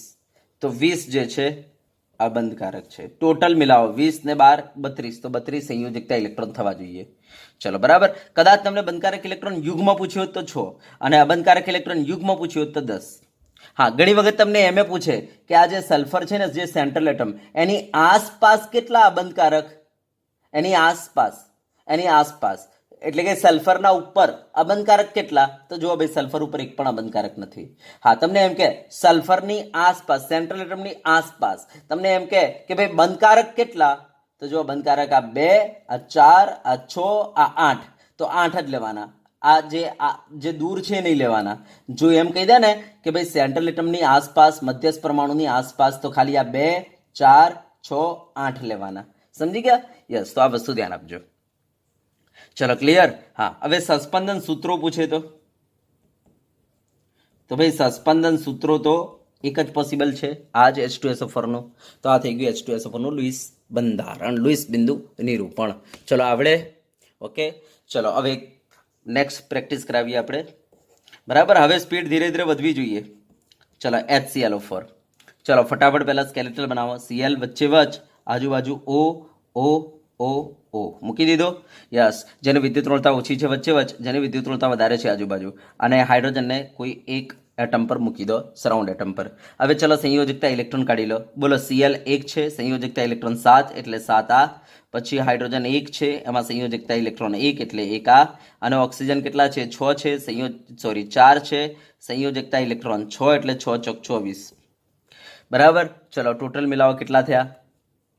તો આપણે કહી શકીએ કે ભાઈ 24 ને 1 25 અને 25 ને 7, તો 25 ને 7 થઈ જશે 32. તો આમાં સંયોજકતા ઇલેક્ટ્રોન 32 છે. તો એક વસ્તુ ધ્યાન આપજો, સંયોજકતા ઇલેક્ટ્રોન હંમેશા બેકીમાં જ આવે. જો આ 32 એટલે બેકી, જો આ 32 બેકી. અને આગળ તમે જોઈ લેજો HNO3 માં બેકીમાં આવ્યું હતું. ચલો બરાબર, યસ. તો સંયોજકતા ઇલેક્ટ્રોન ઓલવેઝ બેકીમાં આવે. હવે એમાંથી 32 માંથી તમે કેટલા ઓલરેડી વાપરી નાખ્યા છે? તો 2, 4, 6, 8, 10. 10 તમે વાપરી નાખેલા છે. કેટલા રહી ગયા? તો રહી કેટલા ગયા? તો ભાઈ 22. તો 22 બાકી બચેલા છે. ચલો, તો હવે 22 ઇલેક્ટ્રોન ગોઠવવાના છે. તો ચલો, આ ઓક્સિજન ઉપર 2 બંધ છે. પહેલા તો હાઇડ્રોજન ઉપર સરાઉન્ડ પર જવાનું, હાઇડ્રોજન ઉપર. તો હાઇડ્રોજન ઉપર ઓલરેડી એક બંધ બનેલો છે હાઇડ્રોજનનો, બરાબર, યસ. તો હાઇડ્રોજન ઉપર કોઈ ઇલેક્ટ્રોન મૂકવાની જરૂર નથી, કારણ કે આમાં ડબલેટના નિયમનું પાલન થઈ ગયેલું છે.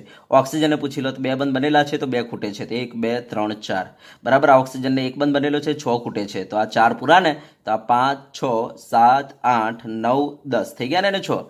ચલો, આપણે 10 પૂરા થયા છે. ચલો, આ ઓક્સિજનને એકલ બંધ બનાવેલો છે, એટલે પાછા એને 6 ખૂટે છે. તો અહીંયા 10 પૂરા થઈ ગયા છે. 11, 12, 13, 14, 15, 16 થઈ ગયા ને, આને 6. યસ. તો 16 આપણા પૂરા થયા છે 22 માંથી. ચલો, હવે આ ઓક્સિજનને કેટલા ખૂટે છે? તો એને 6 ખૂટે છે, કારણ કે જે એકલ બંધ બનાવે એને 6 ખૂટે. તો ચલો, 16 ને, 17, 18, 19, 20, 21, 22. ચલો, 22 પૂરા. યસ. આપણી પાસે 22 જ હતા, એટલે 22 પૂરા થઈ ગયા. માટે સેન્ટ્રલ એટમ પર કોઈ ચાર્જ મૂકવાની જરૂર નથી. ચલો, ડન. યસ. ચલો, હવે આપણે ચેક કરાવી લઈએ કે ભાઈ દરેકની તબિયત બરાબર છે કે નહીં. એનો મતલબ દરેકે અષ્ટકના નિયમનું પાલન કર્યું છે કે નહીં, એ ચેક કરાવી લો, બરાબર. ખાલી હાઇડ્રોજન માટે ડબલેટના નિયમનું. તો જો આ હાઇડ્રોજનને યસ 2 છે. ચલો, એનું કામ થઈ ગયું. ઓક્સિજન ચલો 8 છે એની આસપાસ. આ ઓક્સિજન 8 આસપાસ 8 છે. આ ઓક્સિજનને 8 છે. આ ઓક્સિજનને જોઈ લેજો, આ 6 ને 7, 8 છે. ચલો, સીએલને તો પૂછી લો એની તબિયત કેવી છે. કોરોના તો નથી થયું ને? પૂછી લેજો એને, બરાબર. ક્વોરન્ટાઇનમાં જ નથી ને? પૂછી લેજો સીએલને. તો ચલો, જો સીએલની આસપાસ આ 2, 4, 6, 8 એમ કરીને એની પાસે 8 છે. ચલો, એની તબિયત બરાબર છે. એટલે દરેક એટમ પાસે દરેક એટમની આસપાસ 8 થવા જોઈએ, બરાબર. અને આ છે લુઈસ થિયરી. લુઈસ શું કહે છે કે પરમાણુ એટલા માટે જોડાય છે કે ભાઈ દરેકને કોના જેવું બનવું છે? નિષ્ક્રિય વાયુ જેવું બનવું છે. એનો મતલબ દરેકને પોતાની આસપાસ કેટલા ઇલેક્ટ્રોન કરી દેવા છે? 8 ઇલેક્ટ્રોન કરી દેવા છે. દરેક નિષ્ક્રિય વાયુનો વાદ લેવા માટે આ કરે છે, બરાબર. પરમાણુઓ કેમ જોડાય છે? કારણ કે એમને નિષ્ક્રિય વાયુ જેવું બનવા માટે, નિષ્ક્રિય વાયુના વાદ લેવા માટે આ લોકો જોડાય છે. સમજી ગયા? અને જોડાતા જોડાતા શું બની જાય છે? બંધ. અને બંધ બનવાથી અણુ બની જાય છે. તો અણુઓના અંદર દિમાગમાં ફિટ કરી લો. લુઈસ કહે છે કે દરેક પરમાણુની આસપાસ 8 ઇલેક્ટ્રોન હોય છે, બરાબર. યસ. આને કહેવાય છે લુઈસની થિયરી, બરાબર. યસ. ચલો, તો આપણે કહીશું કે અહીંયા દરેક પરમાણુ પાસે 8 થઈ ચૂકેલા છે. તો આ લુઈસ સ્ટ્રક્ચર તૈયાર થઈ ગયું, બરાબર. હવે આપણે અહીંયા કોઈ ઇલેક્ટ્રોન ઉતારવાની જરૂર છે નહીં. માટે આપણે કહી શકીએ HClO4 નું બસ આ એક જ બંધારણ પોસિબલ છે. માટે સસ્પેન્શન સૂત્ર પૂછે તો 1. ચલો, હવે દરેક ઉપર ચાર્જ મૂકવાનો છે. તો ચલો, ફટાફટ ચાર્જ મૂકી દઈએ. બોલો, હાઇડ્રોજન ઉપર 1 કેન આવે, બરાબર, કારણ કે મેં શીખવાડી દીધું છે B0 ચાર્જ. ચલો, આ ઓક્સિજન 2 બંધ બનાવેલા છે, આ છે. તો અહીંયા ચાર્જ કેટલો બની જશે? 0. ચલો, અહીંયા સિંગલ બોન્ડ છે એટલે -1 ચાર્જ. અહીંયા સિંગલ બોન્ડ છે એટલે -1 ચાર્જ. અહીંયા સિંગલ બોન્ડ છે એટલે -1 ચાર્જ. ચલો, Cl ઉપર કાઢવો છે. તો Cl માં સંયોજકતા ઇલેક્ટ્રોન કેટલા? 7. અને એમાં તમે મૂક્યા કેટલા છે? તો જુઓ, એક અહીંયા મૂક્યો છે, એક અહીંયા વાપરેલો છે, એક અહીંયા વાપર્યો છે, અને એક અહીંયા વાપર્યો છે. તો તમે એમાં 4 જ મૂકેલા છે, બરાબર. છે સંયોજકતા ઇલેક્ટ્રોન 7, પણ મૂક્યા છે 4 જ. તો આપણે કહી શકીએ કે કેટલો જવાબ આવશે તમારો? તો જવાબ આવશે +3. તો આપણે કહી શકીએ ક્લોરીન ઉપર સંયોજકતા, ક્લોરીન ઉપર ફોર્મલ ચાર્જ રહેશે +3. બોલો, કાઢતા આપણે ફોર્મલ ચાર્જ. સંયોજકતા ઇલેક્ટ્રોન માઇનસ મૂકેલ ઇલેક્ટ્રોન એ કરી નાખવાનું, એટલે તમારો ચાર્જ આવી જાય. તો +3 ચાર્જ. ચલો, ક્લિયર થઈ ગયું? યસ. હવે કોઈ તમને કહે HClO4 ઉપર ટોટલ ચાર્જ કેટલો? તો આપણે કહી શકીએ છીએ, જો ભાઈ આ Cl ઉપર +3 છે, અને આ ઓક્સિજન ઉપર -3 છે. -1, -1, -1, -3, એટલે +3 -3 શું થઈ જાય? ભાઈ 0 થઈ જાય. માટે HClO4 ઉપર આપણે કોઈ ચાર્જ મૂકતા નથી, કારણ કે ટોટલ ચાર્જ 0 થઈ જાય. સેમ H2SO4 માં થયેલું છે. તમે જોઈ શકો છો કે ભાઈ એના પર આ -1 છે, -1 છે, બરાબર. અને આ સલ્ફર ઉપર +1 છે, એટલે ટોટલ ચાર્જ તમે કરશો તો 0. માટે H2SO4 ઉપર આપણે કોઈ ચાર્જ મૂકતા નથી. ચલો, ક્લિયર થઈ ગયું? બોલો, આવડે? યસ. તો આ HClO4 થઈ ગયું. ચલો, હવે મને બતાવો આમાં સંકરણની આપણે વાત કરી લઈએ. તો ચલો, મધ્યસ્થ પરમાણુ પાસે સંકરણ કયું હશે? તો જો એની આસપાસ કેટલા થિંગ્સ છે? તો ભાઈ આ 1, આ 2, આ 3 અને આ 4 થિંગ્સ છે. અને 4 થિંગ્સ હોય એટલે કયું સંકરણ આવી જાય? કહી દો sp3. સમજી ગયા? યસ. ચલો, પ્રકાર કયો હોય? તો ધ્યાન આપજો. સેન્ટ્રલ એટમ A, આજુબાજુ B, B, B, B. તો બોલો, કયો પ્રકાર આવે? કહી દો AB4. ચલો, બંધ કારક ઇલેક્ટ્રોન કેટલા? તો જોઈ લેજો બંધ કારક, તો આ 2, આ 4, આ 6, આ 8, આ 10, તો બંધ કારક 10. અને કદાચ સેન્ટ્રલ એટમની આસપાસ બંધ કારક પૂછ્યું તો 2, 4, 6, 8 થઈ જતા. સમજી ગયા ને? યસ. ચલો અબંધ કારક કેટલા? અબંધ કારક ઇલેક્ટ્રોન, તો અબંધ કારક એટલે જે બંધમાં ભાગ ના લે તે, તો 2, 4, 6, 8, 10, 12, 14, 16, 18, 20 અને આ 22, તો 22. ચલો બોલો, ક્લિયર છે? યસ. આ બંનેનો સરવાળો કરો, 22 + 10 કરો, જો 32, તો 32 થવા જોઈએ. થઈ ગયું ને? યસ. તો આ આપણું બરાબર HClO4 થઈ ગયું. અને સસ્પેન્શન સૂત્રો પૂછે તો સાહેબ આ એક જ સૂત્ર શક્ય છે, બરાબર, બીજો કોઈ સૂત્ર શક્ય નથી, માટે સસ્પેન્શન સૂત્ર પૂછે તો 1. ચલો ક્લિયર? તો આ HClO4 થઈ ગયું આપણું. ચલો આવું હવે હું તમને એક આપું HClO3. ચલો ધ્યાન આપજો, HClO3 આપણે કરીએ. તો ચલો ચોથું આપણે HClO3 કરીએ. ચલો મારે આનું લુઈસ બંધારણ દોરવું છે, તો H ને દાબી દો, રહી ગયો Cl અને O. Cl જે છે ઓછા છે એટલે વચ્ચે મૂકો, અને ઓની સંખ્યા વધારે છે માટે આજુબાજુ મૂકી દો, અને આ સરાઉન્ડ એટમની આસપાસ હાઇડ્રોજનને મૂકી દો. તો આ સ્કેલેટલ થઈ ગયું. ચલો ફટાફટ હવે સંયોજકતા ઇલેક્ટ્રોન કાઢીએ. તો હાઇડ્રોજન 1 એટલે અને સંયોજકતા ઇલેક્ટ્રોન 1 એટલે 1 × 1 એટલે 1. Cl જે છે આપણી પાસે 1 છે, સંયોજકતા ઇલેક્ટ્રોન 7 એટલે ટોટલ તમે કરશો 7 થઈ જશે. ઓક્સિજન જે છે તમારી પાસે 3 છે, અને સંયોજકતા ઇલેક્ટ્રોન 6 એટલે 6 × 3 18 થઈ જશે. 18 ને 19, 19 ને 7 તમારો 26 થઈ જશે. 26 માંથી જો 2, 4, 6, 8, 8 માઇનસ કરી દો. 26 માંથી 8 તમે માઇનસ કરશો ને તો તમારો જવાબ આવી જશે 18. ચલો બરાબર, તો 18 ઇલેક્ટ્રોન આના ઉપર મૂકવાના છે. તો ચલો 18 ઇલેક્ટ્રોન આપણે મૂકતા જઈએ. તો જો હાઇડ્રોજન ઉપર તો ના મુકાય. યસ. આ ઓક્સિજન ઉપર કેટલા? તો 1, 2, 3, 4 મૂકી દો એટલે થઈ ગયા 8. અહીંયા 5, 6, 7, 8, 9, 10, અહીંયા 6 મૂકી દો એટલે થઈ ગયા આપણા બરાબર 8. ચલો 10 થઈ ગયા ને અહીંયા. પછી 11, 12, 13, 14, 15, 16 થઈ ગયા ને, અને જો 8. યસ. ઓકે. તો 16 પૂરા થઈ ગયા છે, પણ આપણી પાસે 18 છે, એનો મતલબ હજુ તો 2 વધ્યા છે. તો ચલો 16 જ પૂરા થયા છે. તો હવે સેન્ટર એટમ પર આવો, 17 અને 18. તો આ રીતના 18 ઇલેક્ટ્રોન વેચી દો.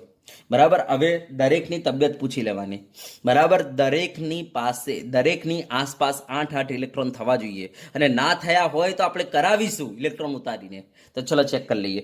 જો હાઇડ્રોજન માટે તો ડબલેટ એ તો કમ્પ્લીટ છે, આ ઓક્સિજનને 8 કમ્પ્લીટ છે, આ ઓક્સિજનને 8 કમ્પ્લીટ છે, આને 8 કમ્પ્લીટ છે. આ Cl ને પૂછી લો ને, તો 2, 4, 6 અને આ 2 એમ કરીને 8. ચલો Cl ને 8 કમ્પ્લીટ છે, એનો મતલબ કોઈ ઇલેક્ટ્રોન ઉતારવાની જરૂર નથી.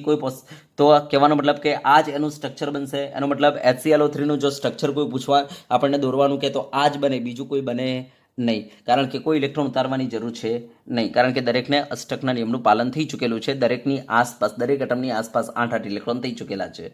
બરાબર. માટે આપણે કોઈના ઉપર દયા કરવાની અહીંયા કોઈ જરૂર છે નહીં. તો આ HClO3 નું ફાઇનલ સ્ટ્રક્ચર થઈ ગયું.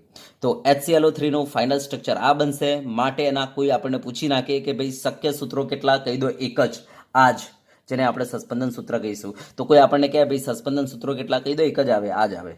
બરાબર. ચલો ક્લિયર? હા. હવે દરેક ઉપર ફોર્મલ ચાર્જ લખવો છે. તો જો આ સિંગલ બોન્ડ O છે, તો બોલો ફોર્મલ ચાર્જ શું બને? -1. કેમ? કારણ કે એની આસપાસ 6, અને 6 માં તમે મૂક્યા કેટલા? 1, 2, 3, 4, 5, 6 અને 7 તમે મૂકેલા છે. 6 - 7 કરો એટલે -1 આવી જાય.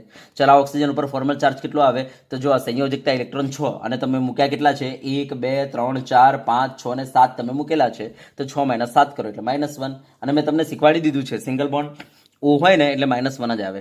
અને જો આ ઓક્સિજન ઉપર 0 આવશે. કેમ? કારણ કે આમાં મેં તમને શીખવાડ્યું છે આ રીતના કે ભાઈ જો ઓક્સિજન આવો હોય ને તેના ઉપર ફોર્મલ ચાર્જ 0 આવશે, અને જો આવો હોય ને ઓક્સિજન તો ફોર્મલ ચાર્જ -1 આવશે. મેં તમને શીખવાડી દીધું છે. ચેક કરવું કરી લો. જો ઓક્સિજનમાં સંયોજકતા ઇલેક્ટ્રોન કેટલા? 6. 6 માં તમે મૂક્યા 1, 2, 3, 4, 5 અને 6 મૂકેલા છે. 6 - 6 કરો 0. સમજી ગયા? યસ. અને હાઇડ્રોજનનો કેટલો મેં તમને શીખવાડી દીધું છે. સિંગલ બોન્ડ હાઇડ્રોજન હોય તો એ 0. કેમ? કારણ કે જો એમાં સંયોજકતા ઇલેક્ટ્રોન 1 હોય, અને એમાં તમે મૂક્યા છે 1 જ. બરાબર. તો 1 - 1 કરો એટલે 0 થઈ ગયો. સમજી ગયા વાત ને? યસ. ચલો આ Cl ઉપર કેટલો ફોર્મલ ચાર્જ બને? તો Cl માં સંયોજકતા ઇલેક્ટ્રોન કેટલા? 7. અને તમે મૂક્યા કેટલા છે ચેક કરી લેજો. તો જો આ 1, આ 2, આ 3, આ 4 અને આ 5 તમે 5 મૂકેલા છે. ચલો 7 માંથી 5 કાઢો તો કેટલા વધશે? 2. તો આપણે કહી શકીએ કે આના ઉપર +1 અને આ રીતના +1 એમ કરીને કેટલો ચાર્જ છે?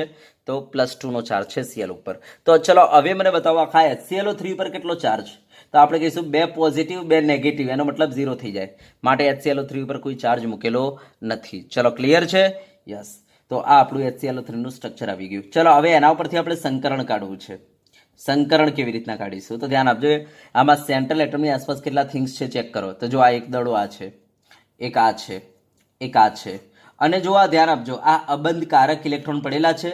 હા, તો અબંધ કારક ઇલેક્ટ્રોનમાં ધ્યાન આપજો કે જ્યારે એક યુગ્મ હોય ને ત્યારે આપણે એને એક થિંગ્સ કહીશું. શું કહીશું ભાઈ? એક દડો કહીશું. આખા યુગ્મને, અબંધ કારક ઇલેક્ટ્રોન યુગ્મને એક દડો કહેવાય છે. તો આ પણ એક દડો છે એમ સમજીને ચાલવું પડે. તો ટોટલ તમે જોઈ શકો છો મધ્યસ્થ પરમાણુની આસપાસ કેટલા થિંગ્સ છે? તો 4 થિંગ્સ છે. સમજી ગયા? સાંભળજો કે દાખલા તરીકે કોઈ મધ્યસ્થ પરમાણુની આસપાસ આ રીતના પડેલું છે, આ રીતના મધ્યસ્થ પરમાણુની આસપાસ આ રીતના 2 યુગ્મો પડેલા છે, તો આને આપણે 2 થિંગ્સ કહીશું. જો કોઈ મધ્યસ્થ પરમાણુની આસપાસ આ રીતના પડેલા હોય 3 અબંધકારક ઇલેક્ટ્રોન યુગ્મો, તો આને 3 દડા કહીશું. ધ્યાન આપજો, આખા યુગ્મને એક દડો કહેવાય છે, તો આને 3 થિંગ્સ કહીશું, 3 દડા કહીશું, બરાબર. અને આ રીતના એક જ પડેલો હોય તો આને એક દડો કહીશું, એક યુગ્મ કહીશું. આ ધ્યાન આપજો, બરાબર. તો અબંધકારક ઇલેક્ટ્રોન યુગ્મ જે હોય, આખું યુગ્મ, એને એક થિંગ્સ કહેવાય છે, એક દડો કહેવાય છે. તો આ ધ્યાન આપજો. તો ચલો મને બતાવજો Clની આસપાસ કેટલા થિંગ્સ થઈ ગયા, કેટલા દડા થઈ ગયા? તો 1 2 3 અને આ એક 4, એમ કરીને 4 છે, માટે આનું સંકરણ શું બને? sp3. ચલો પ્રકાર કોઈ કહેતો? તો central atom A, surround atom B, B, B, તો કેટલા થઈ ગયા? B 3. હા, અને આ જે યુગ્મ હોય ને, અબંધકારક ઇલેક્ટ્રોન યુગ્મ, બરાબર, આખા યુગ્મને કહેવાય E. જેમ કે અહીંયા 2 યુગ્મો છે તો કહેવાય E2, અહીંયા 3 યુગ્મો છે તો કહેવાય E3, અહીંયા એક જ છે તો કહેવાય E. તો આ રીતના એનો પ્રકાર બનશે AB3E. ચલો બરાબર, યસ. ચલો હવે એના પછી ધ્યાન આપજો, કોઈ મને કહે કે ભાઈ બંધકારક ઇલેક્ટ્રોન કેટલા? બરાબર, બંધકારક ઇલેક્ટ્રોન. તો જો આ બંધકારક ઇલેક્ટ્રોન એટલે બંધમાં હોય એવા, તો આ 2 4 6 8 8. અને કે કોઈ એમ કે ભાઈ બંધકારક ઇલેક્ટ્રોન યુગ્મ કેટલા? તો ભાઈ 4. હા, કોઈ એમ કે મધ્યસ્થ પરમાણુની આસપાસ બંધકારક ઇલેક્ટ્રોન કેટલા? તો ભાઈ ખાલી 2 4 ને 6 જો ને, મધ્યસ્થ પરમાણુની આસપાસ કહેતો, આ દૂર થઈ ગયો, આ ના લેવાય, પણ આખા અણુમાં કે તો પછી આ લઈ લેવું પડે. તો મધ્યસ્થ પરમાણુની આસપાસ બંધકારક કે તો 2 4 6. હા બરાબર, બંધકારક ઇલેક્ટ્રોન કહેતો 2 4 ને 6 આવે, અને બંધકારક ઇલેક્ટ્રોન યુગ્મ કહેતો તો યુગ્મ કહેતો 3 જ. તો આ વસ્તુ ધ્યાન આપજો. એ જ રીતના તમને અબંધકારક ઇલેક્ટ્રોન કહેતો, તો જો અબંધકારક ઇલેક્ટ્રોન કેટલા થાય? તો ગણો, ચલો જુઓ, 2 4 6 8 10 12 14 16 17 અને 18, એમ કરીને 18 થાય, બરાબર, યસ. અને એ જ રીતના તમને એમ કહી દે કે ભાઈ અબંધકારક ઇલેક્ટ્રોન યુગ્મ કેટલા થાય? તો ભાઈ આ 18 થયા તો પેલા થશે 9, બરાબર, 9 થશે. ચલો ક્લિયર? યસ. હા, અને તમને એમ કે ભાઈ મધ્યસ્થ પરમાણુ ઉપર અબંધકારક ઇલેક્ટ્રોન કેટલા? તો ભાઈ મધ્યસ્થ પરમાણુ ઉપર તો આ 2 જ લેવાય, આ બધા લેવાય નહીં સરાઉન્ડ વાળા. તો આપણે કહી શકીએ કે મધ્યસ્થ પરમાણુ ઉપર જો અબંધકારક ઇલેક્ટ્રોન કહેતો 2, અને મધ્યસ્થ પરમાણુ પર અબંધકારક ઇલેક્ટ્રોન યુગ્મ કહેતો 1, બરાબર. તો આ રીતના આપણને પ્રશ્નો કરી શકે છે. ચલો એના પછી સસ્પંદન સૂત્ર આપણને કહે, સસ્પંદન સૂત્ર, ચલો શું થાય બોલો? તો સસ્પંદન સૂત્ર તો સાહેબ એક જ, પોસિબલ એક જ છે, તો સસ્પંદન સૂત્ર 1. ચલો ક્લિયર છે? યસ. તો આ થઈ ગયું તમારે HClO3. ચલો હવે આપણે તમને બતાવીએ HClO2, બરાબર. હવે જો આપણે સ્પીડ કરીશું HClO2, હવે બરાબર સ્પીડમાં આપણે કામ કરીશું. ચલો HClO2 મારે બનાવવું છે તો ફટાફટ પહેલાં Cl કરી દો, આજુબાજુ O કરી દો, થઈ ગયો. યસ, ગમે તે એક ઓક્સિજન ઉપર હાઇડ્રોજન મૂકી દો, થઈ ગયું. હવે ચલો સંયોજકતા ઇલેક્ટ્રોન ગણો, તો હાઇડ્રોજનમાં 1, Clમાં 7, એટલે 7 ને 1 8, અને ઓક્સિજનના અંદર કેટલા હોય છે? 6, 6 ને 6 12, 12 ને 8, તો 12 ને 8 થઈ જશે આપણા 20. તો આમાં સંયોજકતા ઇલેક્ટ્રોન કેટલા છે? 20 છે. હવે 20માંથી આપણે જોઈ શકીએ છીએ કે કેટલા ઓલરેડી આપણે વાપરી નાખ્યા છે, તો 2 4 અને 6 વાપરી નાખ્યા છે, એટલે 20માંથી 6 જાય એટલે કેટલા વધે? 14. તો તમારી પાસે સંયોજકતા ઇલેક્ટ્રોન અહીંયા 14 છે, બરાબર. હવે 14 ગોઠવવાના છે, તો ચલો ગોઠવી દઈએ. 1 2 3 4 ગોઠવી દીધા, અહીંયા 4. ચલો અહીંયા 5 6 7 8 9 10, 10 ગોઠવી ગયા. ચલો હવે સેન્ટર પર આવો, 10 11 12 13 14, બોલો ગોઠવાઈ ગયા? યસ, તો આ થઈ ગયું આપણું, બરાબર, કે આ રીતના આપણે 14 ગોઠવી નાખ્યા. હવે દરેકને આપણે તબિયત પૂછી લઈએ. Hydrogen, yes. ડબલેટનું પાલન ઓક્સિજન, યસ. અષ્ટકનું પાલન ઓક્સિજન, અષ્ટકનું પાલન. આ સીએલ ને પૂછી લો તો 2 4 6 8, યસ. સીએલ ને 8 ઇલેક્ટ્રોન છે એની આસપાસ, એટલે કોઈને આપણે ઇલેક્ટ્રોન પૂરા કરાવવાની જરૂર નથી. તો આ આપણું HClO2 નું સ્ટ્રક્ચર આવી ગયું. ચલો, ક્લિયર છે. હવે ફોર્મલ ચાર્જ જો હાઇડ્રોજન ઉપર કેન આવે, ઓક્સિજન ઉપર અહીંયા 0 થઈ જશે, ઓક્સિજન ઉપર અહીંયા -1 થઈ જશે. અને આ સીએલ નો કાઢો તો સીએલમાં સંયોજકતા ઇલેક્ટ્રોન કેટલા હોય છે? 7 હોય છે. અને આમાં આપણે મૂક્યા કેટલા છે? તો 1 2 3 4 5 અને 6 મૂકેલા છે. તો 7 - 6 કરો એટલે શું આવશે તમારો? +1. બરાબર, યસ. તો કુલ તમે જોઈ શકો છો કે આના અંદર કુલ ચાર્જ જો આપણે જોવું હોય તો કહી દો +1 છે -1 છે એટલે 0 થઈ જાય. તો કુલ ચાર્જ HClO2 નો 0 થઈ જશે. સમજી ગયા? તો આ આપણું બંધારણ થઈ ગયું. ચલો, હવે આમાંથી આપણને કોઈ કહે કે ભાઈ જે મધ્યસ્થ પરમાણુ છે એનું સંકરણ આપણે કાઢવું છે, બોલો કયું આવશે? તો આપણે જોઈ શકીએ છીએ મધ્યસ્થ પરમાણુની આસપાસ થિંગ્સ કેટલા? તો ભાઈ આ 1, આ 2, આ 3 અને આ 4, 4 થિંગ્સ છે. માટે બોલો સંકરણ શું આવે? sp3. પ્રકાર કોઈ કહેતો, બોલો પ્રકાર શું આવે? તો આપણે કહી શકીએ કે આ સેન્ટ્રલ એટમ A અને સરાઉન્ડ એટમ BB. બરાબર, તો બોલો શું બની જાય? AB2 થઈ જશે. બરાબર, યસ. અને આ જે લોન પેર છે, આ જે યુગ્મ છે એને E કહેવાય. તો આપણે કહી શકીએ કે AB2E2 આ એનો પ્રકાર થઈ ગયો. ચલો, બરાબર, યસ. ચલો, હવે તમને કોઈ એમ કહે કે ભાઈ બંધકારક ઇલેક્ટ્રોન કેટલા અને અબંધકારક ઇલેક્ટ્રોન કેટલા?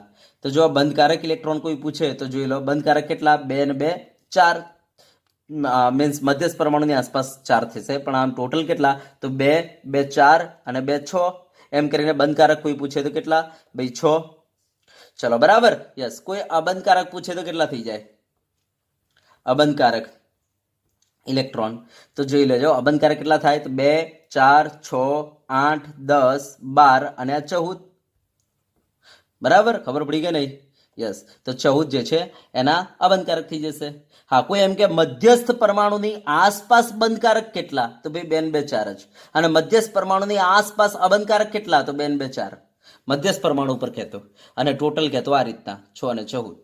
ચલો, બરાબર. હા, કોઈ સસ્પેન્શન સૂત્ર પૂછે તો બોલો કેટલા?